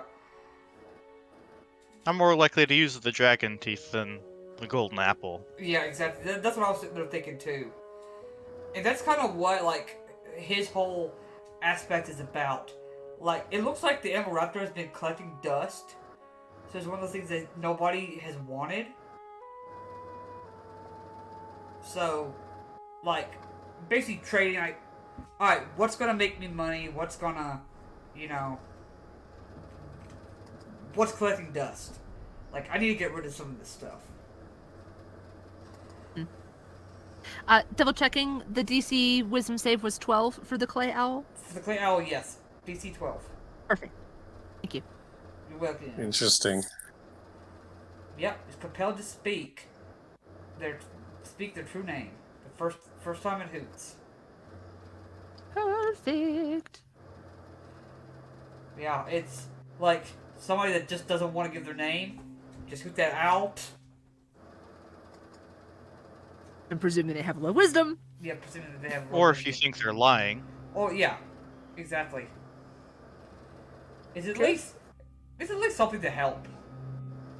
Yeah. All right. I feel like in a traditional D&D campaign would be good against devils. Yes. Oh yeah. That would be one that would be absolutely great for like if you guys were going to like some kind of like infernal realm. Like, what's your name? Give me your name. And I just squeeze that owl at him.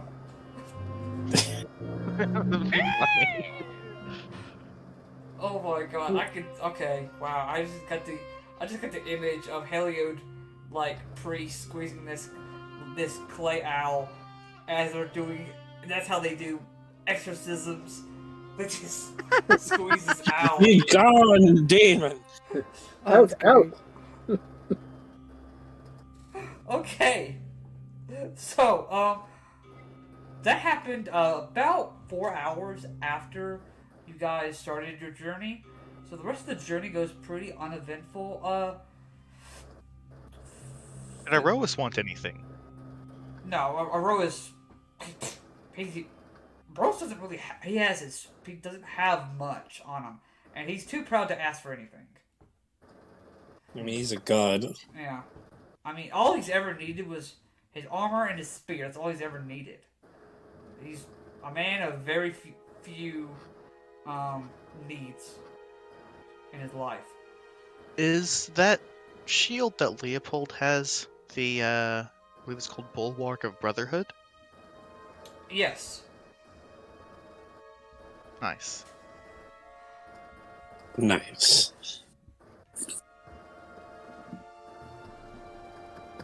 All right.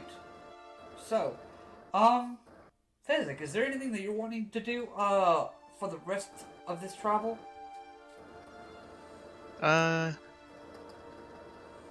Yeah, I actually just remembered. I'm gonna ask Iroas something. Okay, go ahead. You kind of like pick up the pace a little bit to meet his marching pace. So, Iroas, Yes,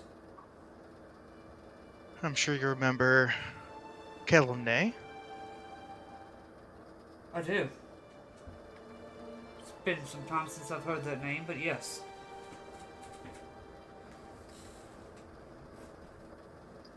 I was just thinking she'd probably be a good help in all this. If we could find her. She... Last I heard, she had gone to... it's one of the very few secrets that I don't even know. Supposedly a polis in the mountains.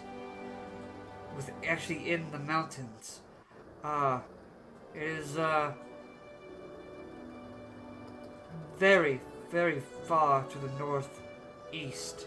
From what I understand, it's, in the Orendade Mountains, almost on the edge of where Theros starts and ends. Right. Last person I talked to said she was near Winter's Heart, so... Winter's Heart is not too far from there. So, that could be, at least, she may have gone there that somehow ended up at Winter's Heart. It's very possible. I don't know of any settlements up there. I don't either. As far as I know, there is no settlements there.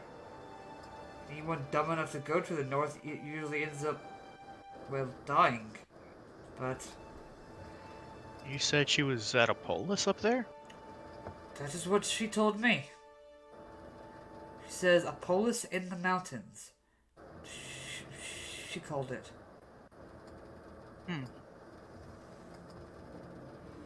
No, it's quite far from where we are now, so I don't think we'd be going there anytime soon, but... Wait. There was a Minotaur warrior in my service. He said his father was from Imbrictus. His father was the king there.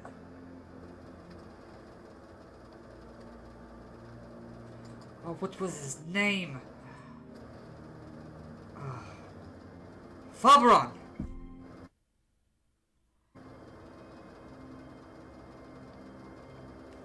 King of the polis in the northwest? Yes. Now that he says that, you kind of do remember. King Antigonus did tell you that he was a king of a kingdom in the mountains.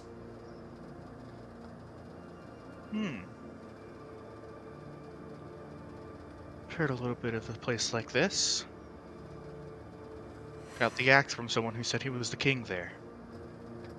That is interesting. That is very possible that this place does exist. Might be something to look into when we have time. Of course. That may be something that I might do after we reach Meletis, and while you are dealing with that, I may go there myself and try to find some things out there. Sounds like a good idea.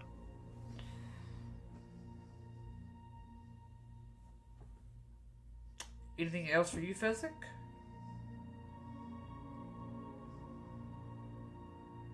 That'll be it. That'll be it? Okay.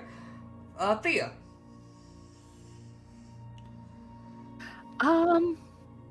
Nothing on this day that I can think of. Okay. Arthos. Yeah, probably not going to do much besides occasionally glance at the shard, like, Okay. Cantor.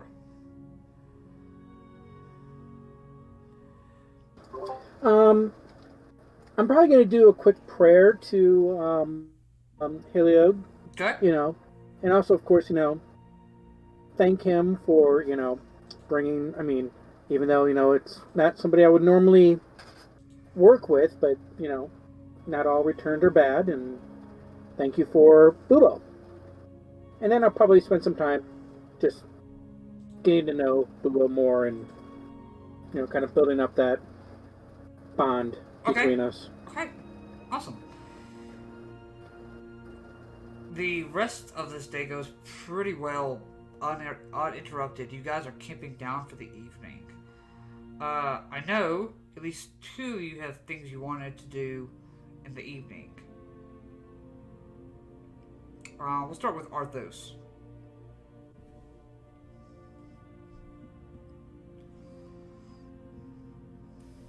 Arthos is kind of just pondering over the shard at this point. Oh, well, so, are you wanting to send any sending messages or anything? Oh, yeah, I would send one to, our council member friend. Takis? Yes, a very short message about just, oh, yeah, we'll be there in, 10 days or so. Alright. Good to hear. We have the guard currently investigating Kia's home at the moment, finding what we can find. Alright, is that... Okay. So, someone's investigating Kia's home. It's gonna be fun.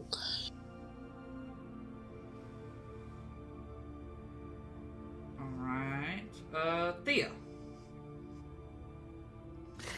Let's see. I have several people to contact. You do. We'll start. List.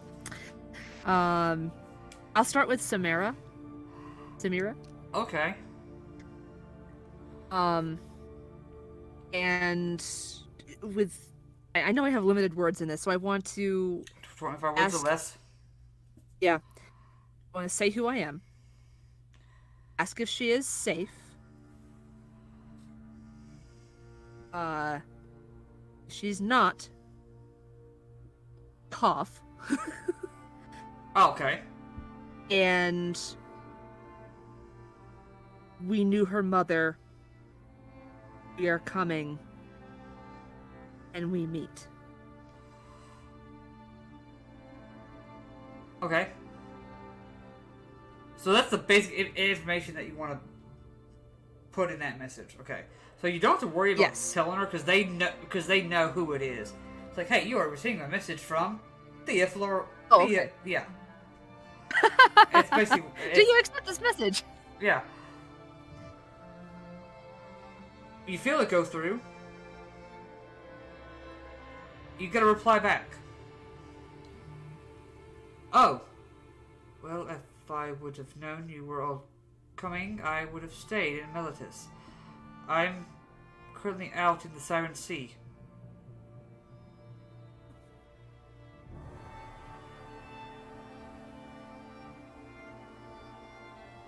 Okay. I will share that with the group. What should we be doing out there? That's a good question. Maybe they found something that we haven't. Well, I can pursue that, or I can try to contact Varius. I think the next one we should contact is Varius. Yeah. Alright. Okay. Varius. Let's see. Do you accept this call from Thea Floracus? Basically the same question. Is he safe? If not, just cough. You reached You're coming Varius' to voicemail. Meletis. Please leave a message. Varius is unavailable right now. We're coming to Meletis. Could he meet us when we get there? That message goes through. You get a reply back. Oh, Thea, thank goodness. I'm sort of in a vase. I'm not sure where I'm at, but I'm okay.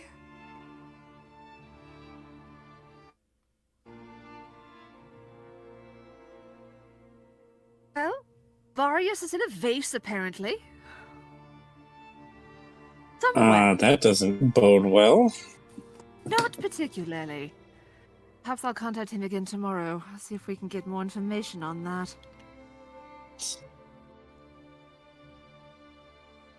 Okay.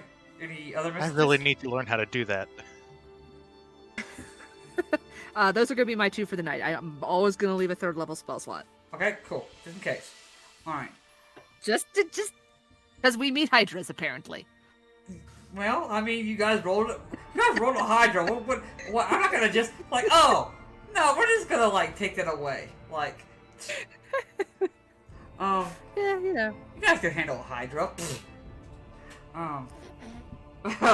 Anyway, Fezzik, anything, as you guys are bedding down for the evening?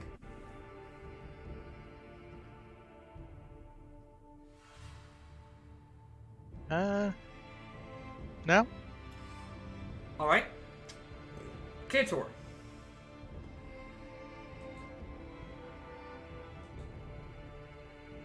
Oh, sorry about that. Yeah, I'm just gonna probably gonna do another prayer, and yeah, I'll probably just do another prayer, and Another prayer? actually I do, yeah, and actually I do have a question for, I guess it'd be for like Bubo / DM here. Okay, what's up? So the anvil rots, they don't require air, food, drink, or sleep. They do not. So, is it a possibility I can have Bubo be part of our watch? It is very possible, yeah. I mean, we could still have, like, one of us be on watch, but maybe kind of give advantage to those perceptions or something like that? I'd be fine with that. Yeah, because I don't think he would be necessarily the best to be the sole watch person, but I could definitely see him being an advantage, because he has dark vision up to like 120 feet. He does. He does have Passive perception of 14. I mean, Yeah. he's pretty good. Yeah. So I'm thinking he would be excellent for like a co-watch person, and Yeah. since he doesn't have to eat or sleep, He could literally fly around the entire time. yeah. Of course, I'm going to ask him if he's okay with that. Yes, that is my priority. Oh, and also I should probably ask. That is Is one it a of he or a she? that is one of my Is it a he, functions. she, So or- yes, that would be fine. Is it a Miss Buo a he, she, Oh, none of the above? I never thought about that. I don't know if Ducklos had It's up that to you. in mind. Well, up to you. Well, Up to you. However you want to be identified. is I don't care. Bobo a male or female name? It could be either, really. Male sounds fine. Okay. Then he. Okay. But yes, I'd be okay with him being on all the watches. That's fine. Iroas will go ahead and take first watch again. He Would it give, but I guess probably the question is, I was going to write this down. So for doing watches, would he provide like advantage for advantage, a +2 or something? Or he what? would definitely get advantage. Okay. Which, So we all have that going on there. Iroas did need that for this one. Because I rolled a natural 1 and a 9 plus his perception. Nothing terrible happens on the first watch. Second watch. I can take it. Thea, go ahead and make me a perception check. Perception check with advantage. Ooh, that was a good thing. 17. 17. Nothing bad happens on your watch. Third and final watch. I'll do it. Okay, make me a perception check with advantage.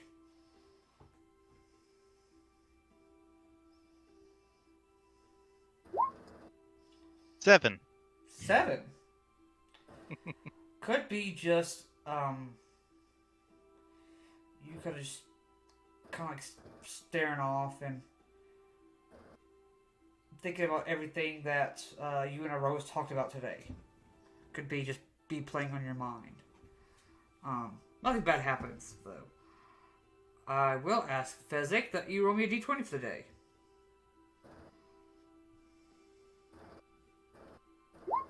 4. A 4. Oh, okay, cool. Oh, I don't like that response. Oh? Oh. What? Oh. and you know, and a great worm shoots out of the sky, out of the ground. Oh! Immediately activates its mythic actions and destroys us all. You remember that Hydra from last episode? Turns out it has mythic actions. So, It has tracked you down. while traveling, about into the afternoon, you all begin to spot a collection of tents Oh, filled with people celebrating. Oh. no satyrs. And you get closer, you see it is a mix of satyrs, leonins, the humans, tritons, minotaurs, centaurs, everyone Oh, is here. You see, That's even worse. It's commingling. you see this one satyr, he's very nicely dressed in this nice toga, and got a little spectacle on his left eye. Oh, welcome, friends, to Bardstock. Bardstock. Yes, you've never heard of Bardstock before. Oh my god. Can I roll a history check? You can make a I history just got check. the reference. I just got. Oh no. That's even better. 4. 4? You got no idea. I don't He think. has no idea. I know what's going on. Yeah, Oh, everyone wow, is. It's great. like everyone's just confused, but us as players are just like, we know. Yeah. Alright, so, basically, once a year, we have a festival to celebrate talent. We have performers, spectators, merchants, and food vendors available during during these festivities. You may perform, or you may sit and watch. We have the waving wands here is with us. We have the 6 satyrs. We have the diversity of Theros is what they're calling themselves. There is, I believe, there's someone that juggles currently. There's a lot of different things going on. If you guys are wanting to take a look around.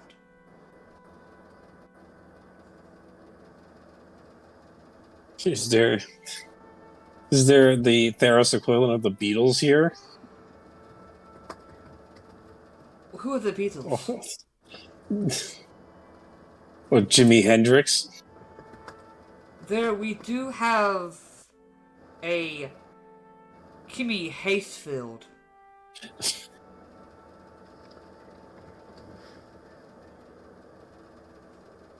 That sounds interesting. I mean, do you guys want to go check this out, or do you want to keep going on the road? Probably best if we kept going, honestly. The good question is, do you guys want to get high at a concert, or do you want to continue going?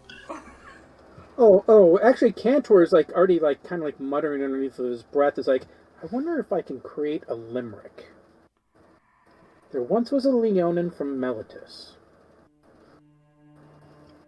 And you can hear him kind of muttering in the background. Well, if nothing else, at least visit one of the food vendors and take some food for the road. If nothing else. I mean, food sounds good. That sounds great. That does sound interesting. Great! Because, let me tell you, the manticore leg is to die for. Holy shit. That sounds a little spicy. I'm game. Alright. You see this, kind of looks like,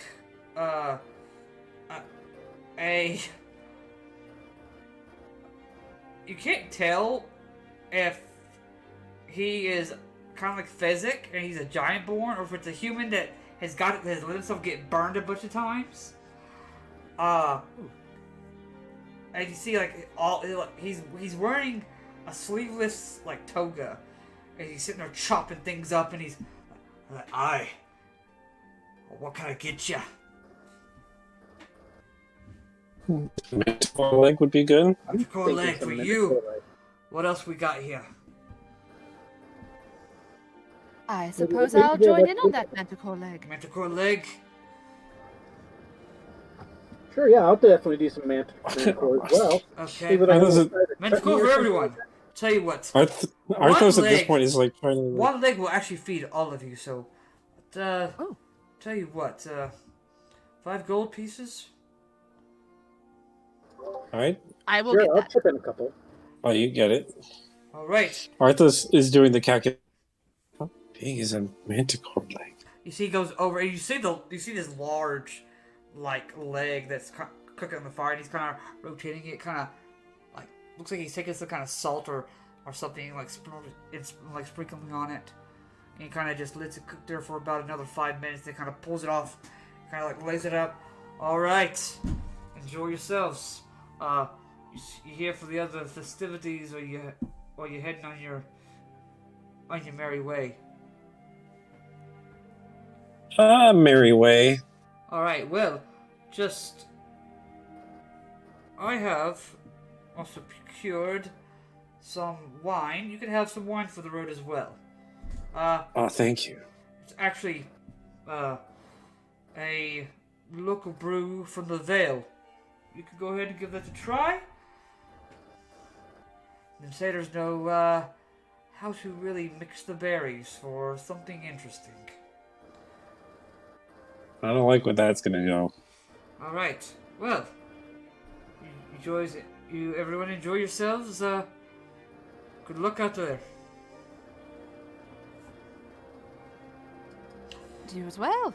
Alright, you all... This manticore, like, is getting heavy.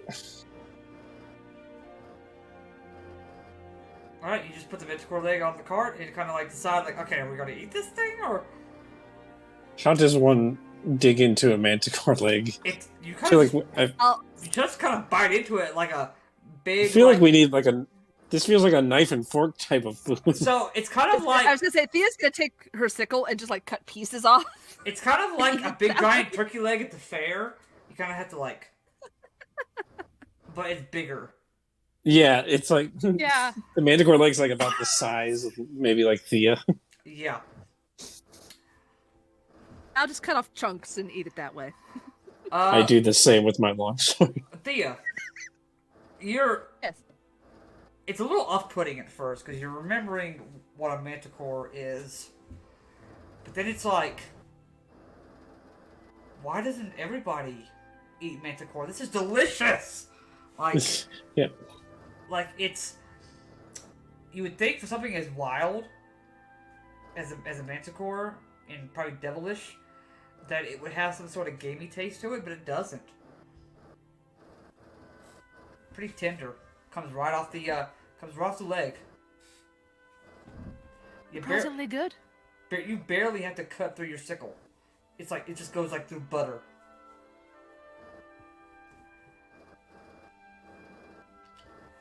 And seasoned to perfection, no less. Does anyone else have like that weird feeling in the back of their head that this is kind of messed up? That you're all eating a Yeah. manticore's leg? Or I about mean, to, or thinking about it? I'm already eating it. I mean, There's technically, there's a twinge of like, this is kind of weird, but it's like you shouldn't eat it, but it's still delicious anyway. yeah, I understand that. When you, Manticore would probably eat us if given the chance. when, that's true, and they probably wouldn't season that either. if you Oh, get,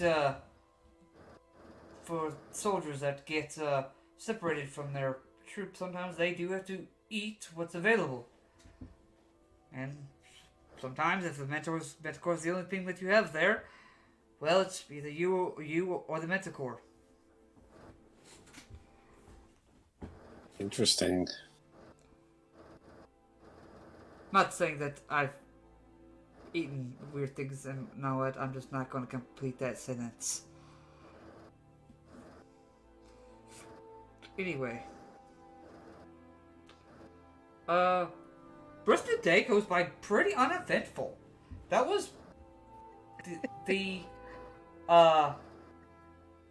that was the encounter that you guys rolled, but you guys did get a manticore leg out of it. A pretty decent meal. So the manticore leg will feed all of you for a week. It's been cooked good enough to where, even left out to the elements and how it's been preserved, it'll still be good for the week. So, there you go. Instead of eating rations, you can have manticore for a week. We come to the evening. Thea, you have some messages to take care of. yeah, probably. Let's see. Okay. Antor, should we perhaps get the ball rolling toward getting a safe place in the Temple of Heliod? Yes, definitely. So I will work with Cantor to craft a message to Yep. To the let to, the head. yeah, that basically to like the head priest. Okay. That we are coming and request what? Shelter? Help? Sanctuary while we're in town. That we request sanctuary. Yep. That's pretty. That would probably be the best way to describe it. Okay. You get a message back. As long as you are all right with everyone being up early in the morning, and you do to face anything, I think for a limited time would be fine. There we go. I will share that with the group. Yeah. As I blind stare at Arthos. Blind stare at Arthos, I love it. Arthos is like lying on the ground, staring at the sky, not even knowing you're staring at him. Yeah, exactly. All right. Thea, any more messages?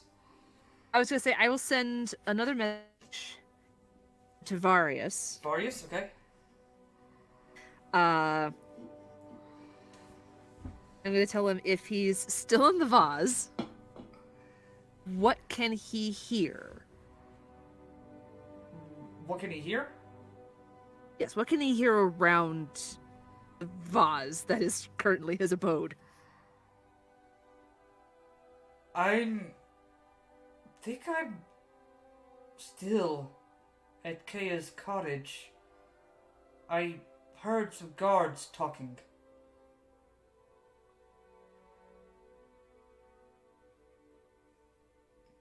I will share that with the group. We should be a bit more specific, but Well, it's something. Oh yeah, it is. what are they guarding? No, The so town guards, or okay.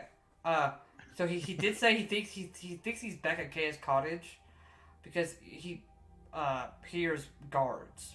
So you can probably guess that if you guys, yeah, you guys, most of you are smart enough to probably think he's probably talking about the town guard because Takas did say that they were going to investigate Chaos Cottage. Yeah. I suppose Okay. the next question would be who put him in the vase? If he knows. Could be Kaya that did, and she knew that this was all going to happen. I'm We wondering. might want to find out see if he might happen to know the description of this vase that he's in, and maybe we can ask Takas or somebody we trust in town to retrieve him. Because if he's just in a Possible. vase in the ruins of this house, God knows anything can happen. And anybody who has like any type of potentially find him. Gods know anything could happen to him if Takas takes him. I'd be more worried if he was with Takas than, say, the that guy at the college. The The headmaster. headmaster. Yeah. Yes. Antiochus. And yes, him. Yeah, Optiopteryx, whatever his name is. Yeah, I think that's what we discussed. His name is. It's a weird name, but you know what? He's an archmage, and we're just gonna leave it alone. Yep, that guy. I personally would feel a bit better if someone like him went to collect the vase instead of Takas. No offense to Takas and all he's done for us. He is in more constant contact with Lekios, and as someone mentioned, Takas might not be of his own free will anymore. We've been gone a while.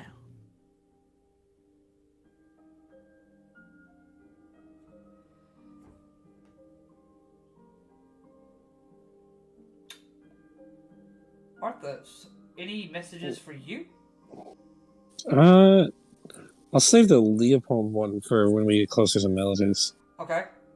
But is there anything else? Anything besides that you're doing besides laying down the stars? Yeah, I would take out that shard and pray to Clothos for a bit to see if what I heard in my head was true. Okay, go ahead and make a religion check. Religion check.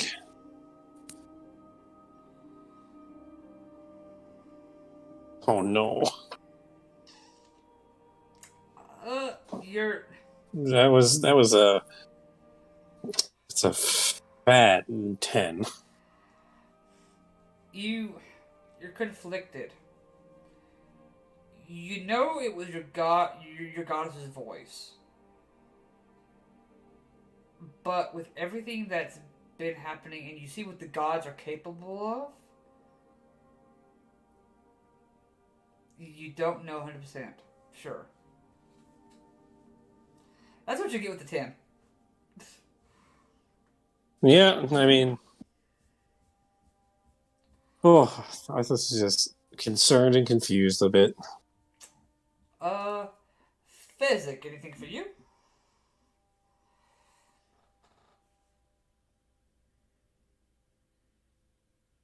yeah. I'll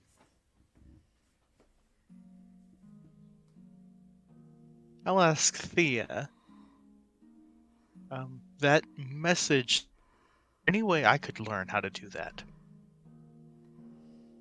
Oh, I'm not entirely sure. I'll try to, like, explain it as best I can, like, how I do it?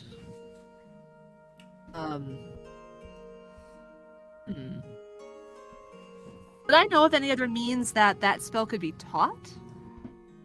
So, yes and no. So, because you're a cleric, your powers come from your deity. As Arthos seems to have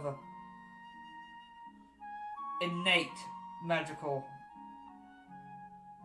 abilities that were passed on to him from birth.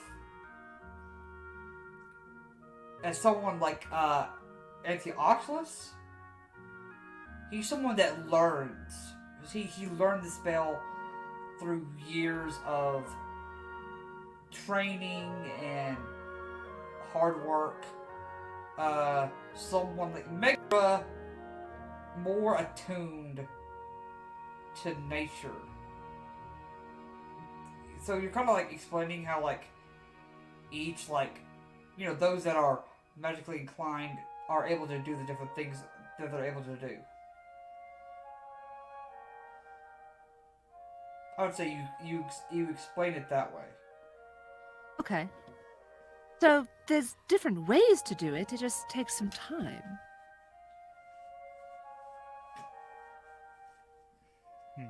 Perhaps it'd be easier if I had an item to do it or something then.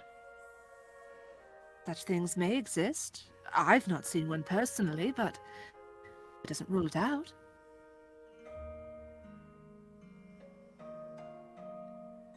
Alright. We'll keep our eyes open. Maybe I'll ask the headmaster about it when we get to Meletis. Alright. Kator, anything for you?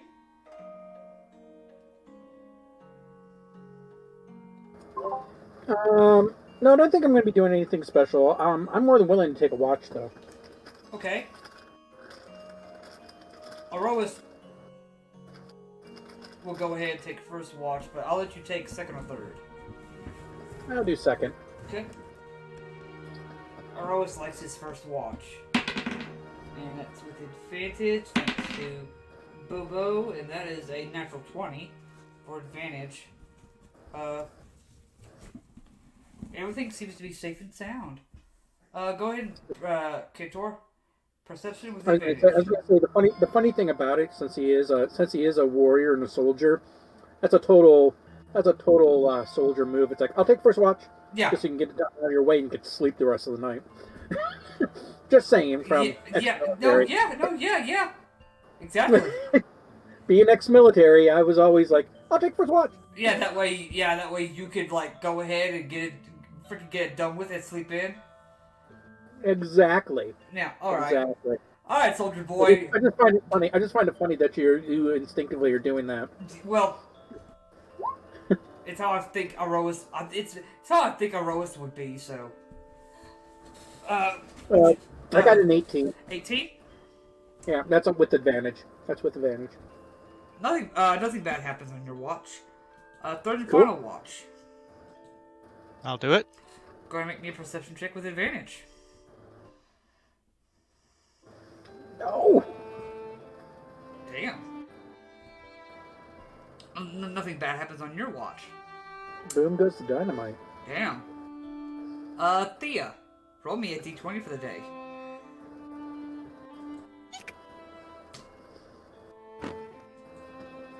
Two. 2.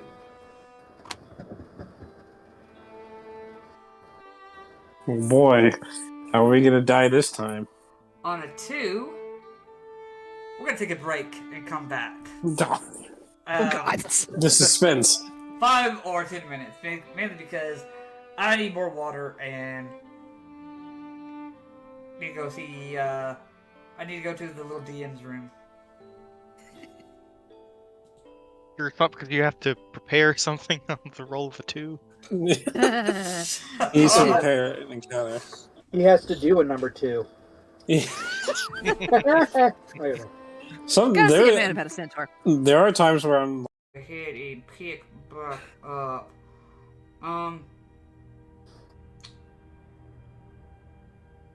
Right about 2 hours into your travel. You see a wandering merchant dressed in purple robes. Seems to be heading your direction. oh boy, more merchants. As they get closer. Hello. Do any of you fancy any any potions? Depends on what type of potions you got. Well, currently, I have 5 bottles that are currently, ready at the moment. You very may well pick what you want. These, are healing potions. Healing potions. Yes, had these just made. Yeah, we have healing potions, right? We all have healing potions. I think I remember us getting healing potions at one point. Mhm. I have one. Oh yeah, I have one as well. Well, do you have one of these healing potions? What's These the are made from Farika's blessed healing pools. what level of healing? Would this be like greater or superior? Oh, depending on which one you buy, I believe one of them does function as a superior healing. Can I make an insight check? Sure. Yeah, Marika's this- not known for poison. Yeah, this guy might be a Or not snake over- oil salesman for all we know. Yeah. Sure, go Hey, ahead. wait a minute. Sure, go Does he ahead. seem like he's lying? Doesn't sound right. Sure you can. Yeah. You can make That's either. a nice. Well, it's poison. So, what did you what was your insight? I rolled a 22. 22. So here's the thing about Farika. Farika is the goddess of affliction, but with that, she's also the goddess of medicine too. That is true. So, to make the poison, you gotta make the cure too, It's one of Right. those, like, you're not 100% sure. That's a 50. Well, superior healing potions are a lot of gold. So are greater healing potions. But is it worth it, though, Oh. to take a 50-50 chance?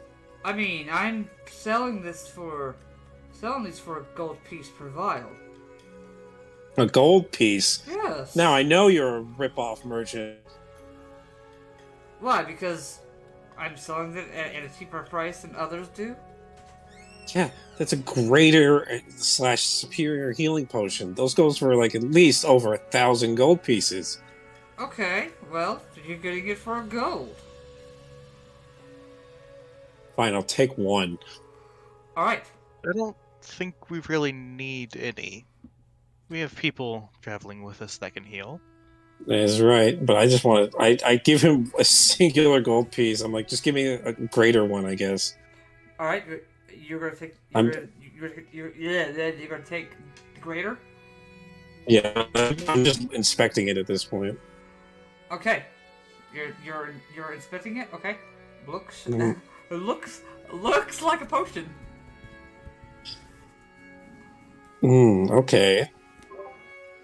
I'm gonna look over to Bubo. Is it something that you could maybe take a test and find out if it's poison or not?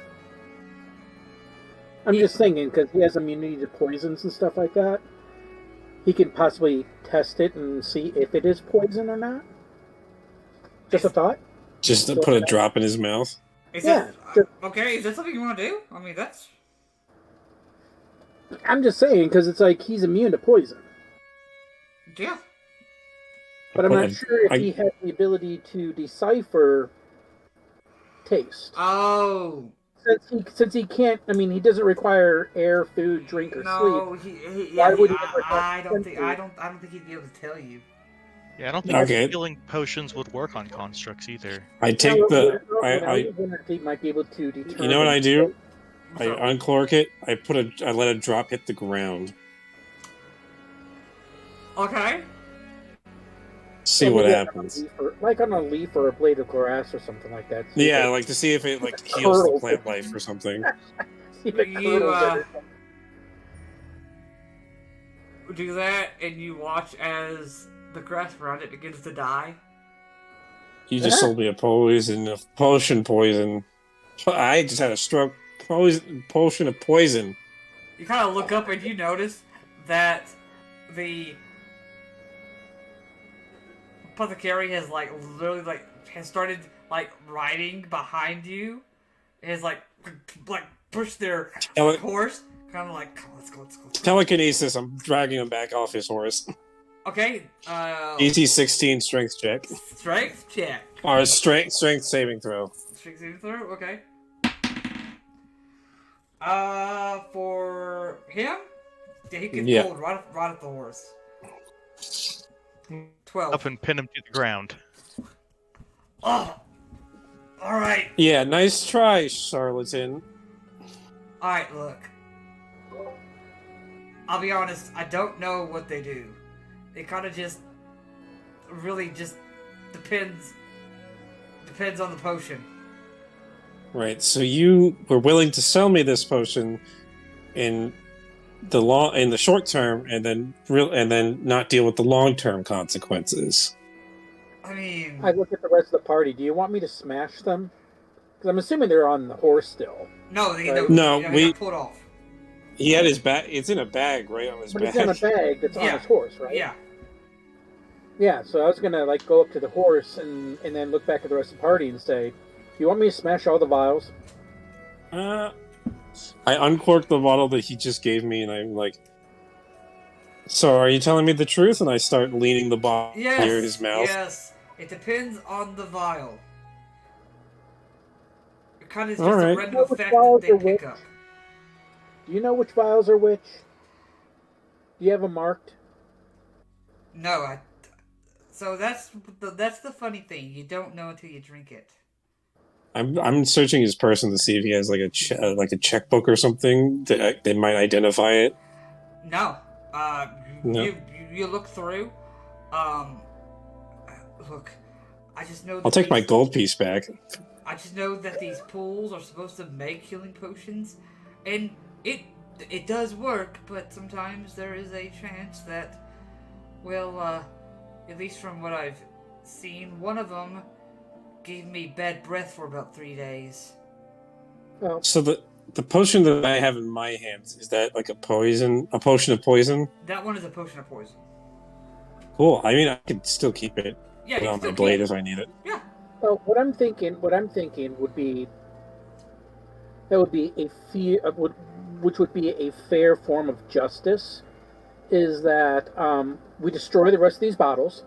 If you want to keep yours, Arthos, I understand. I don't approve, because that kind of goes against my deity. But I don't approve, but I understand if you want to keep yours. But we smash the rest, and whatever gold he has left, that is his penance.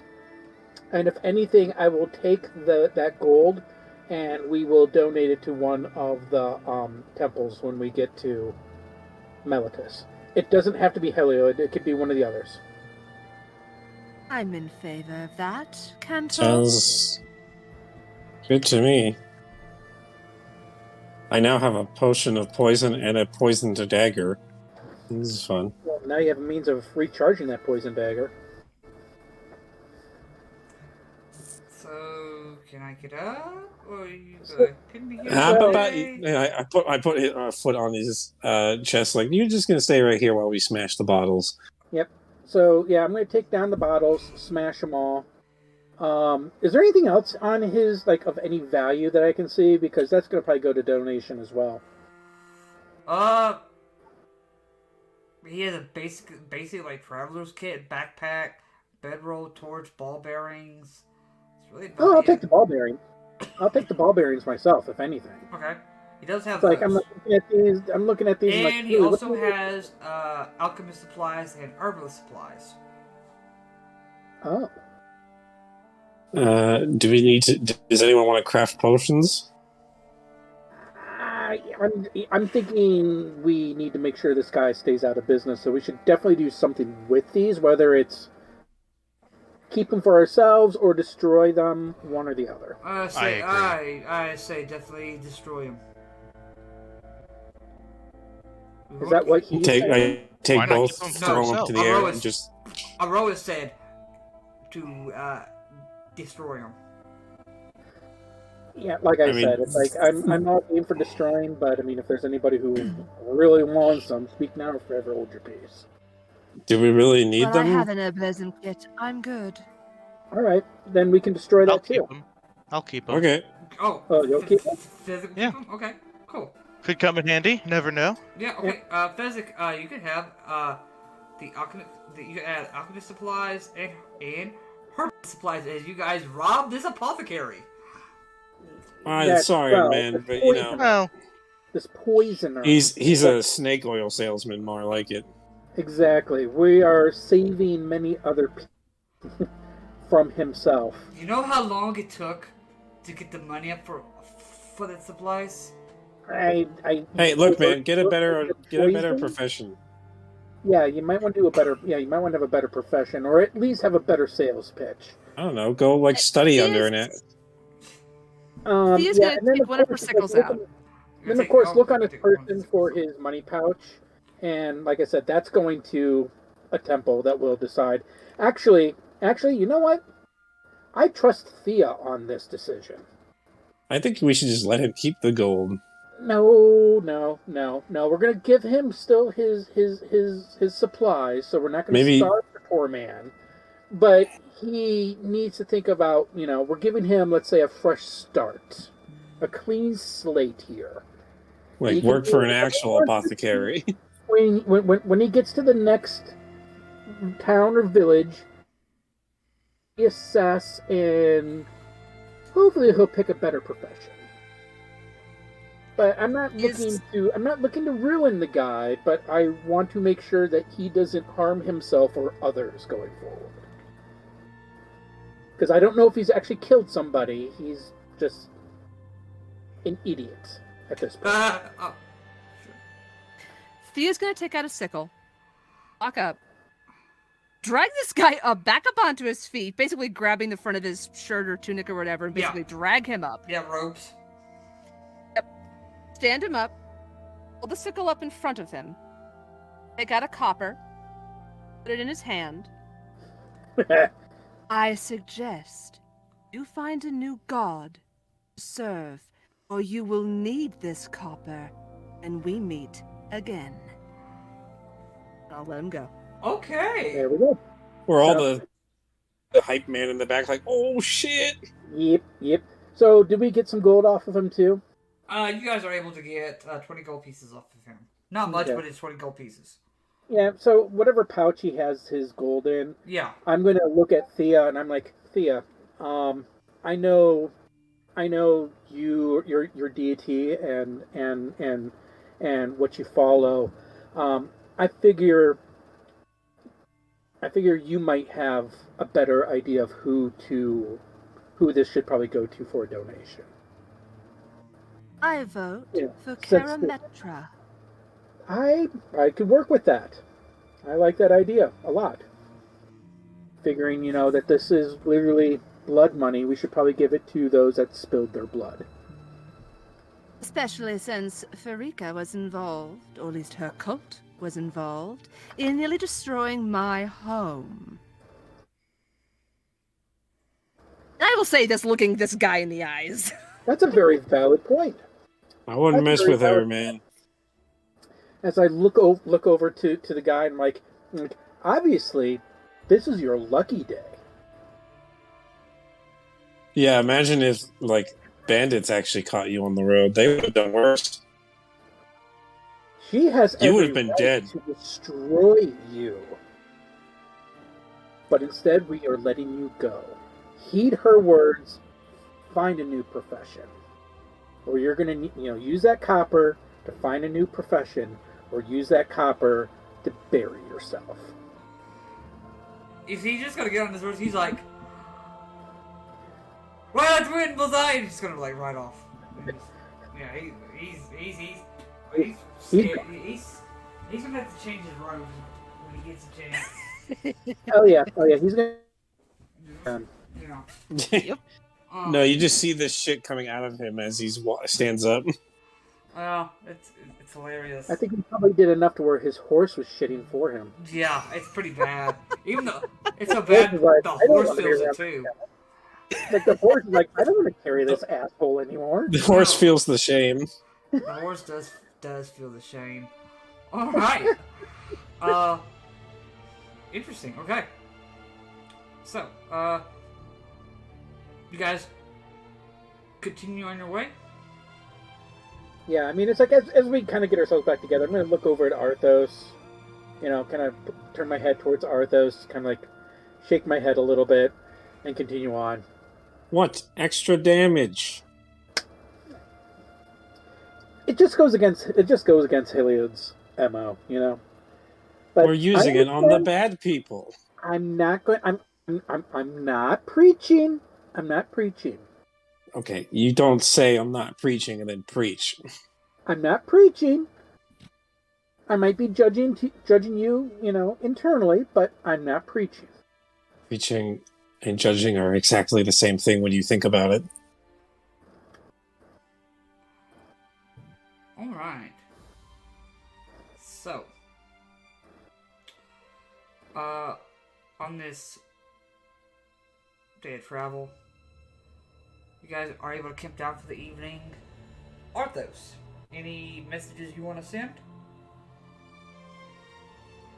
I think, like I said, I'll wait Okay. till we get closer to Meletis So, to send the Leopold message. okay. Are you gonna send any others though? I think we're good for now. Good for now. Okay.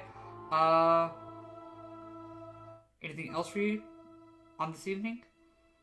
I'm gonna try to do the thing I did the night previous.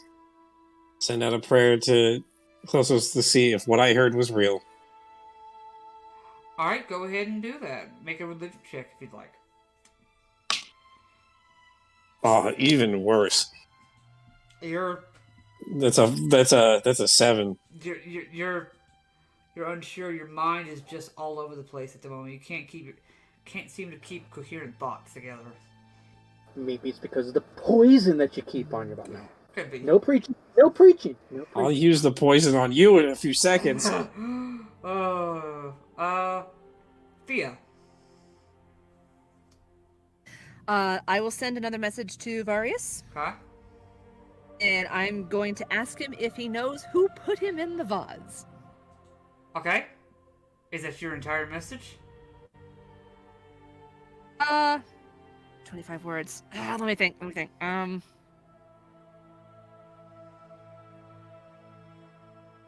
in the Ask him. vase and Ask him what- who, if he saw someone that saw who killed the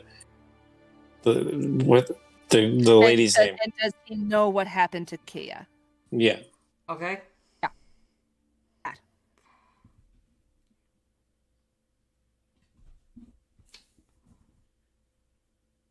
The message goes through. Takes a little while for him to answer back. Oh, Kaya did. We were talking and there was a strange, loud knocking on the door and she touched the vase and next thing I know I'm inside. I don't know who it was, but whoever they were, there seems some sort of rough talk being had.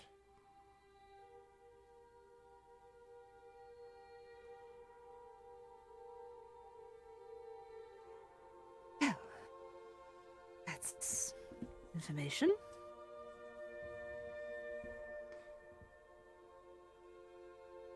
I will share that with the group. Okay. Basically, Kaya is the one that put him inside the vase. Yep. To protect him, essentially. Cool. And had a rough conversation with somebody. That's what he's able to tell you with 25 words or less. Yeah. If I can, after that, I'd also like to try to pray to Athreos. Go ahead and make a religion check. Because these always go well. Oh, the trend continues. 8. 8. Okay, cool. Fezzik. Yes? anything for you this evening?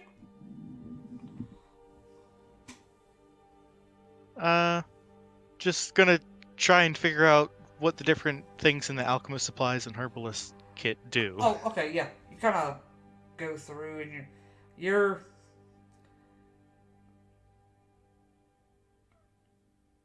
kind of notice where like the tongs and the beakers are for like the alchemist supplies, and you kind of notice that like most of the stuff in the alchemist tools is all glass and stuff. So you're probably thinking like, okay, so and you've seen potions before, so you're probably thinking it's like, oh, this is probably where like the end potion ends up at the end. Then they put it into a vial afterwards, and it's a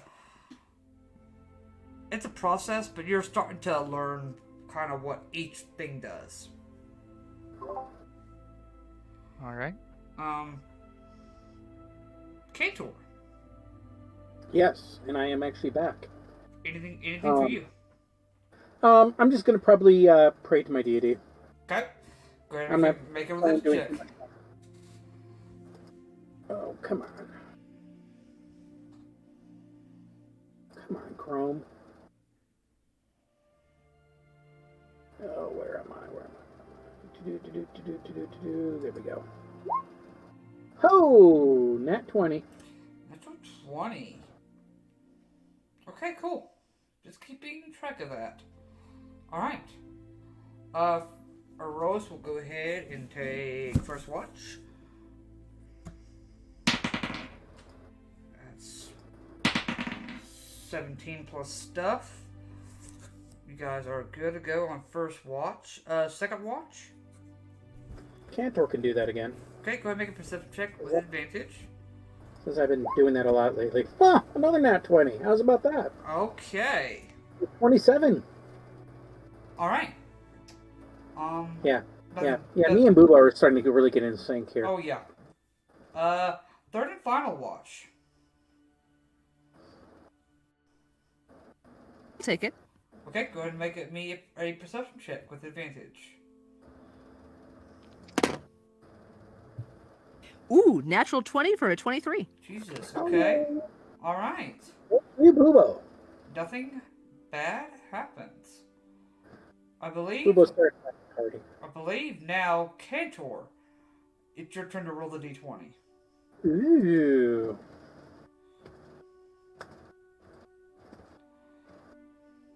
A 19. 19. As I'm doing my whole little bird head bob thing going on. I've been hanging out with my raptor too much lately. 19. Okay. You guys see me, I'm actually doing it. It's kind of sad. Alright.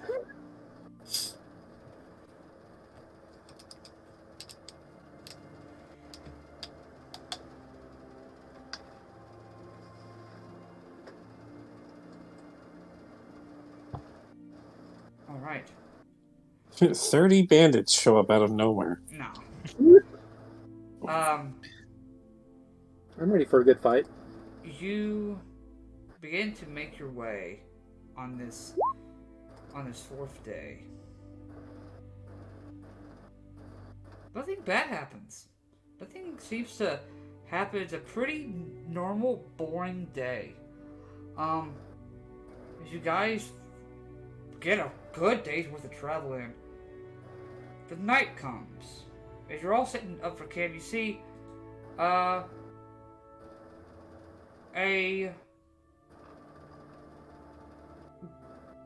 group of... Hold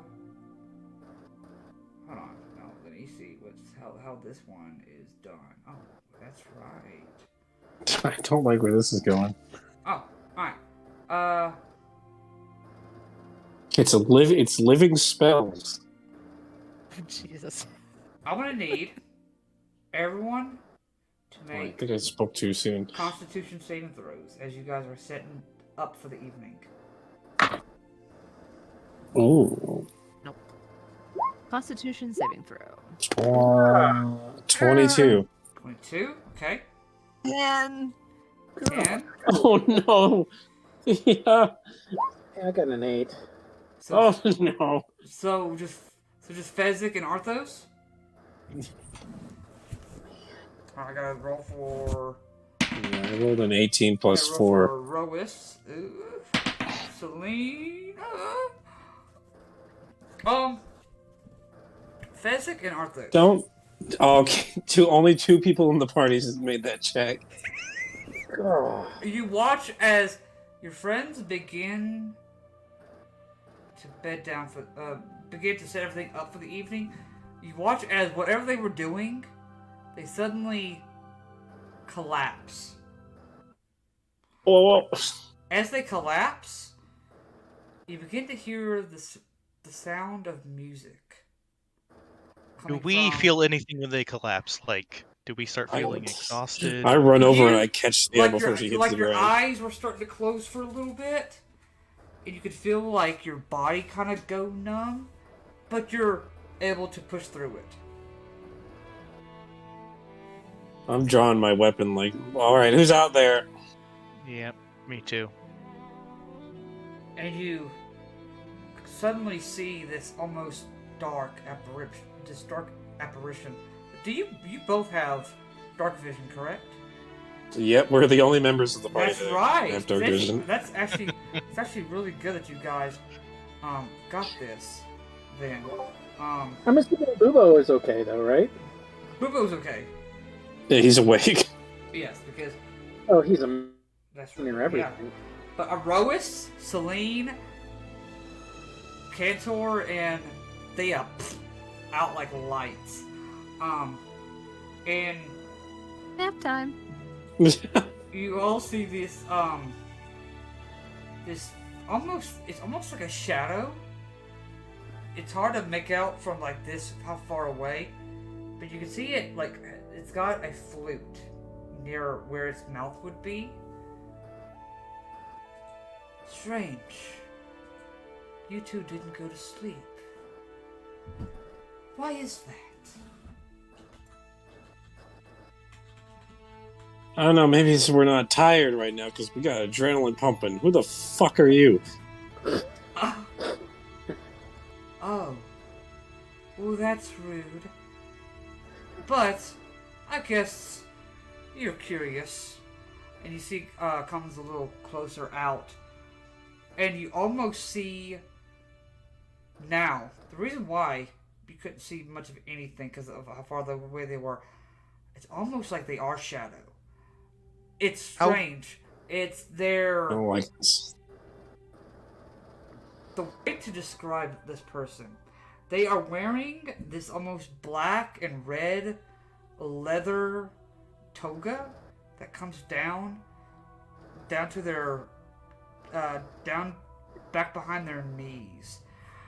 Where their eyes are, you see nothing but shadow. And if you notice, they have almost, it looks like they're the only thing that you could see that's maybe remotely human is a mouth, 2 ears, and some cheeks.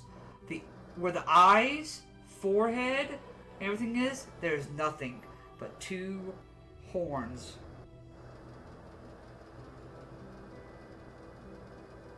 I am Ashinak.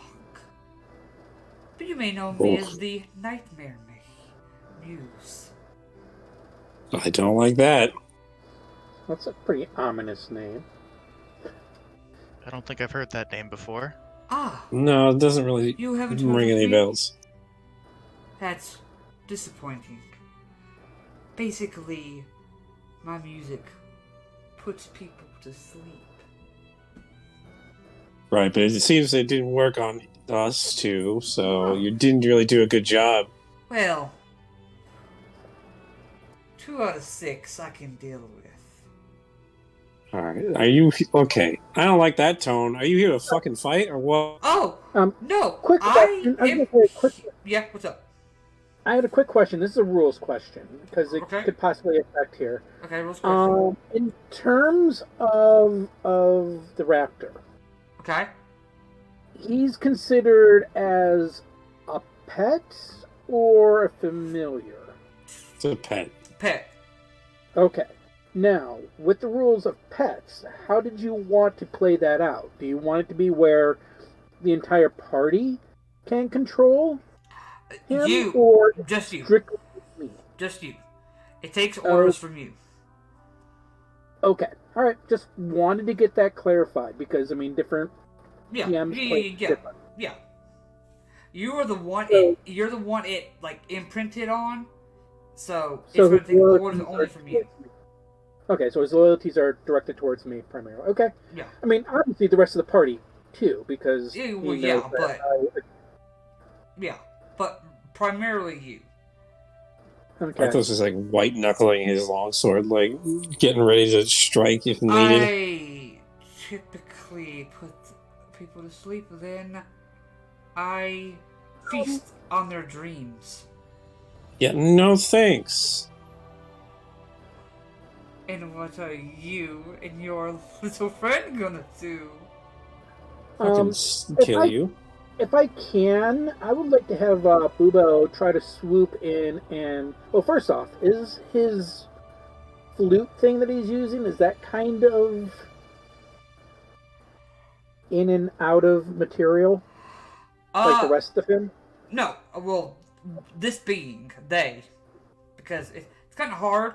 It's very, very feminine, but you can't really tell, because of, like this like shadow, like almost like aura. But the flute looks like it is like an actual like physical flute. Okay. I was going to have Bubo try to do a quick, because he's pretty darn fast. Okay. Try to swoop in and rip that flute from the satyr's hands. Okay, go ahead and have them have him roll a. Let's do a strength check.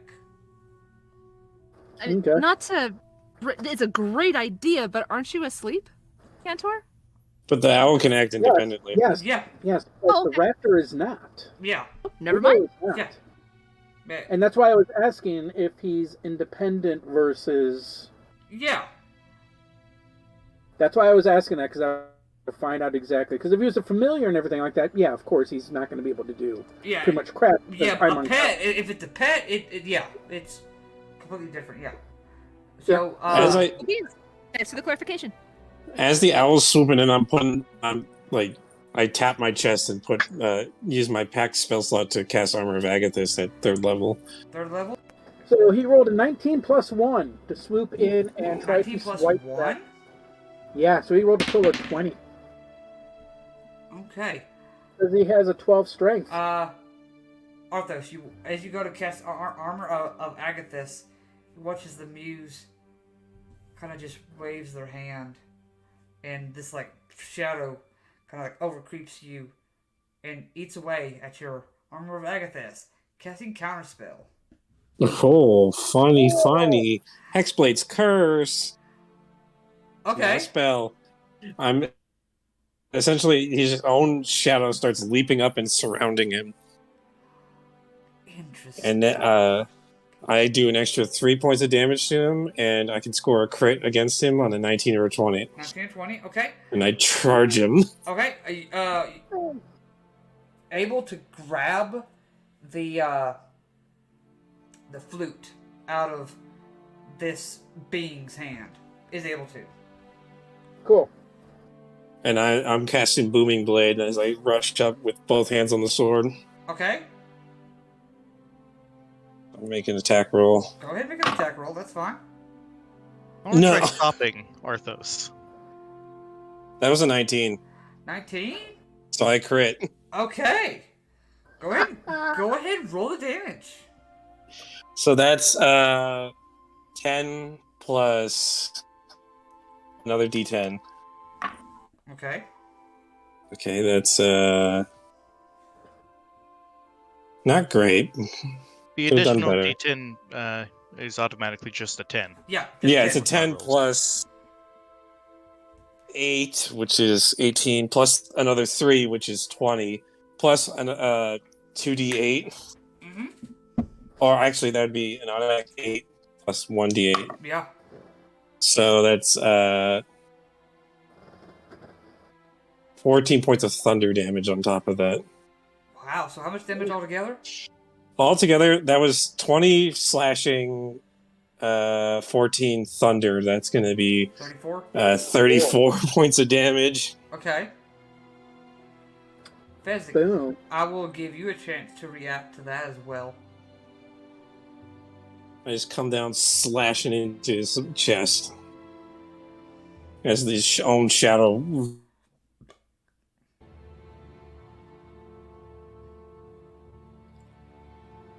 All right. Do we really have to fight? Well, not necessarily. As long as you let me feast on your friend's dreams, I will be on my way. Yeah, I'm not letting you touch my friends, buddy boy. Aww. See, I know he cares about me. Arthos would never admit it, but he sees Cantor as a friend. Hang Well, on, you Arthos. know, likewise. It's just one of those things that we like to pick on each other. Does it look like I did a significant amount to him as I slashed into him? It looked like it took damage, but not as much as you were hoping. Motherfucker. He probably has some resistance. Hang on, Sorry Arthos. if I'm We don't metagaming. know if this is harmful or anything. Oh, it's most likely painful. It's not pleasant, but they will survive. Unpleasant. Bingo.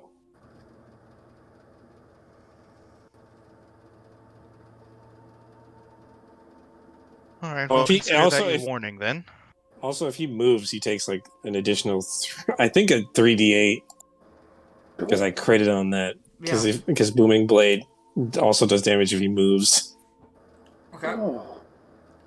But no, it wouldn't be 3d8. If I crit, it would have been 4d8. Yeah. So, I take it as But it only lasts for you like a minute. won't free their bodies willingly? No. Fine. Next time we meet, it'll be in a different place. And you watch as the shadows just kind of form around, Yeah, you better run. and shadow kind of hit the ground for a moment. Your friends wake up. Arthos, you don't have to solve every problem with violence. That dude was a creepy motherfucker. You know, I mean, that guy was going to eat our friend's dreams. I don't trust that. Wait, who was eating what dream? Why are you holding me? What? Oh, hi. What the heck? I let go. It's like, why does my bird now have a Thank you. flute? When did he learn how to play music? Yeah, you were going to hit the ground hard. I stopped you from hitting. Oh, thank you. Why was I going to hit the ground? Oh, a living shadow guy put you guys to sleep. And I smacked him with my sword. And he ran away. Ah. I didn't scare him away. Just making that distinction. He left on his own accord. Well, Probably not good. I feel still a little drowsy, but at least that was a weird feeling. I'm not even going to attempt to pronounce his name. Arthos would know how to pronounce it, though. Yeah. Yes, I should knock them. Arthos, I was gonna say, Bubo actually flies over to you and gives you the flute. That's what I was rolling. That's what I was rolling D6 for. Is this a magical flute or is it just a flute? You can make a Arcana check on it. No. Looks like a flute. 25. 25? Yeah. I got a 19 plus 6. Though you don't know what it does, you can feel power radiating off of this thing. Well, this is a nice souvenir. Yeah, basically, I rolled a d6, figuring like a 5 or a 6, he was going to drop it off to you. Otherwise, he's going to give it to me. Yeah. But because you were part of... that's the reason why I wanted to throw you into it, because... Yeah, you were awake when it happened, so... Yeah. Yeah. Yeah, it's kind of more yours than anybody else's because of what you did. Does the raptor know what this guy is? Ashnok, the Nightmare Muse. Ashnok is also known as the Night Terror. Invades people's dreams.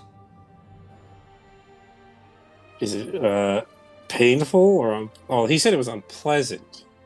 But I'm assuming that also could affect your guys' memories and things like that. I mean, it's... You it see doesn't, Thea like, kind of change, shudder does at that it? idea. He feasts on your dreams. It's But he doesn't kill you. He just messes with your head. yeah. Some long-term effects of said process can drive some people to the point of insanity or Aha. loss of Okay. their memories. So Yeah. mostly dead. Yeah, and if we let him take a hit off of us, he would have probably come back for more. All right. Well, now we know. Yes, And I don't. Ashnok is not one for a direct fight. From what I understand and remember, Ashnok is... They come in, play their song, put their victims to sleep. Then they enter Ashnok's realm, and that is where that happens. Where Ashnok has complete control over. Yeah, I don't like that. Do you know anything about his flute? The flute? Supposedly that's how they cast those spells. Yeah, if we run into him again, it's going to be an all-out fight. I would definitely say so. Ashnok is a unique creature. I wouldn't even say luckily, person. We have not figured out where Ashnok came from or how. But that's what we know so far. luckily I had Fezzik to back me up in case things got ugly. And you had Boobo. Yeah, that's true. But Fezzik's got the big fuck-off axe. Yes, he does. Yeah. I mean, Boobo can do some attacks. He's not all that big of a deal, but he can be a little something. Well, I'm assuming we could have also probably woken you guys up with like our actions. it would have taken a successful check to get him out of this magical sleep. This is almost like some higher fucking demon magic almost. Oh my jeez.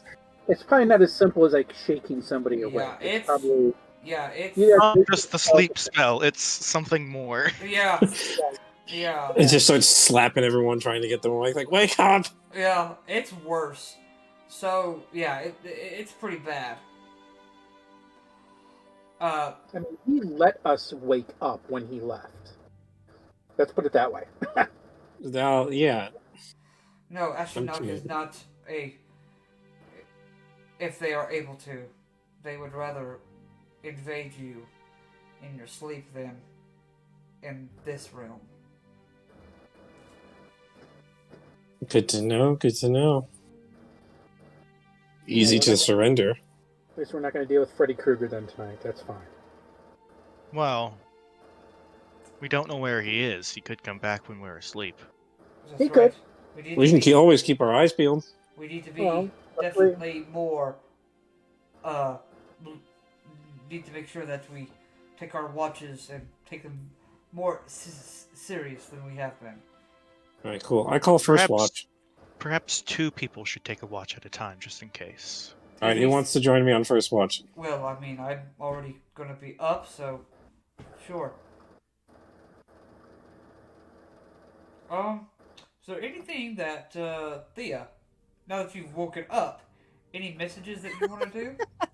Arthos is just like, Thea, you definitely almost like hit a rock when you were falling to sleep.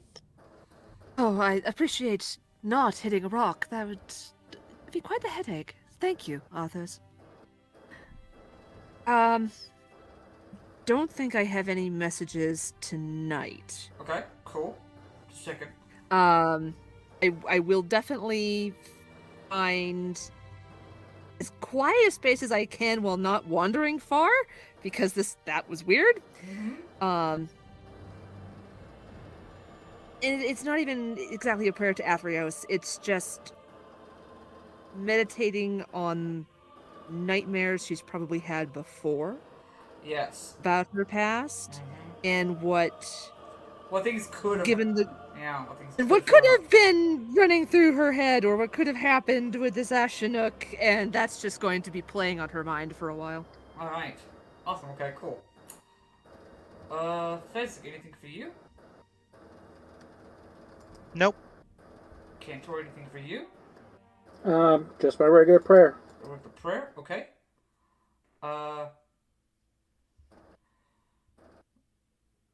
Okay. Level 22. Okay, cool. Arthos, you can go ahead and roll with perception, with advantage because Iroas is helping you, so is Bobo as well. Okay. Oof.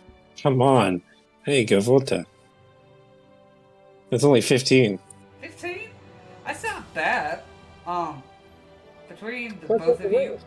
you're able to not only keep each other up, but keep a good eye out for anything like that again. Yeah, Arthos is just like, he has a rock and he's like sharpening his sword with it. Second watch. I'll be part of second watch. Okay. I'll assist. Okay.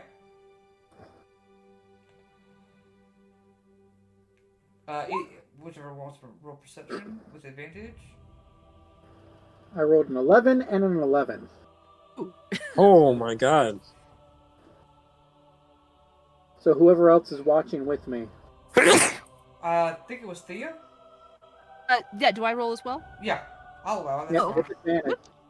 Yeah. With advantage. Yeah, I'll allow it. Ooh, nat 20 for a 23. Okay. Phew. You're able to keep each other up and awake, and focused. So nothing happens on your watch. Third and final watch, which would be Fezzik. We'll say that Celine is joining you, so you can roll with advantage.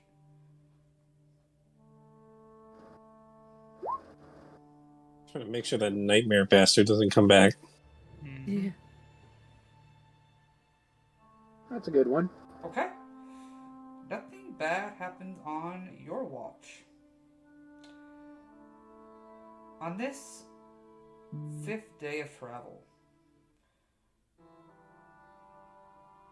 you eventually make it to Krymnos, near the end of the travel.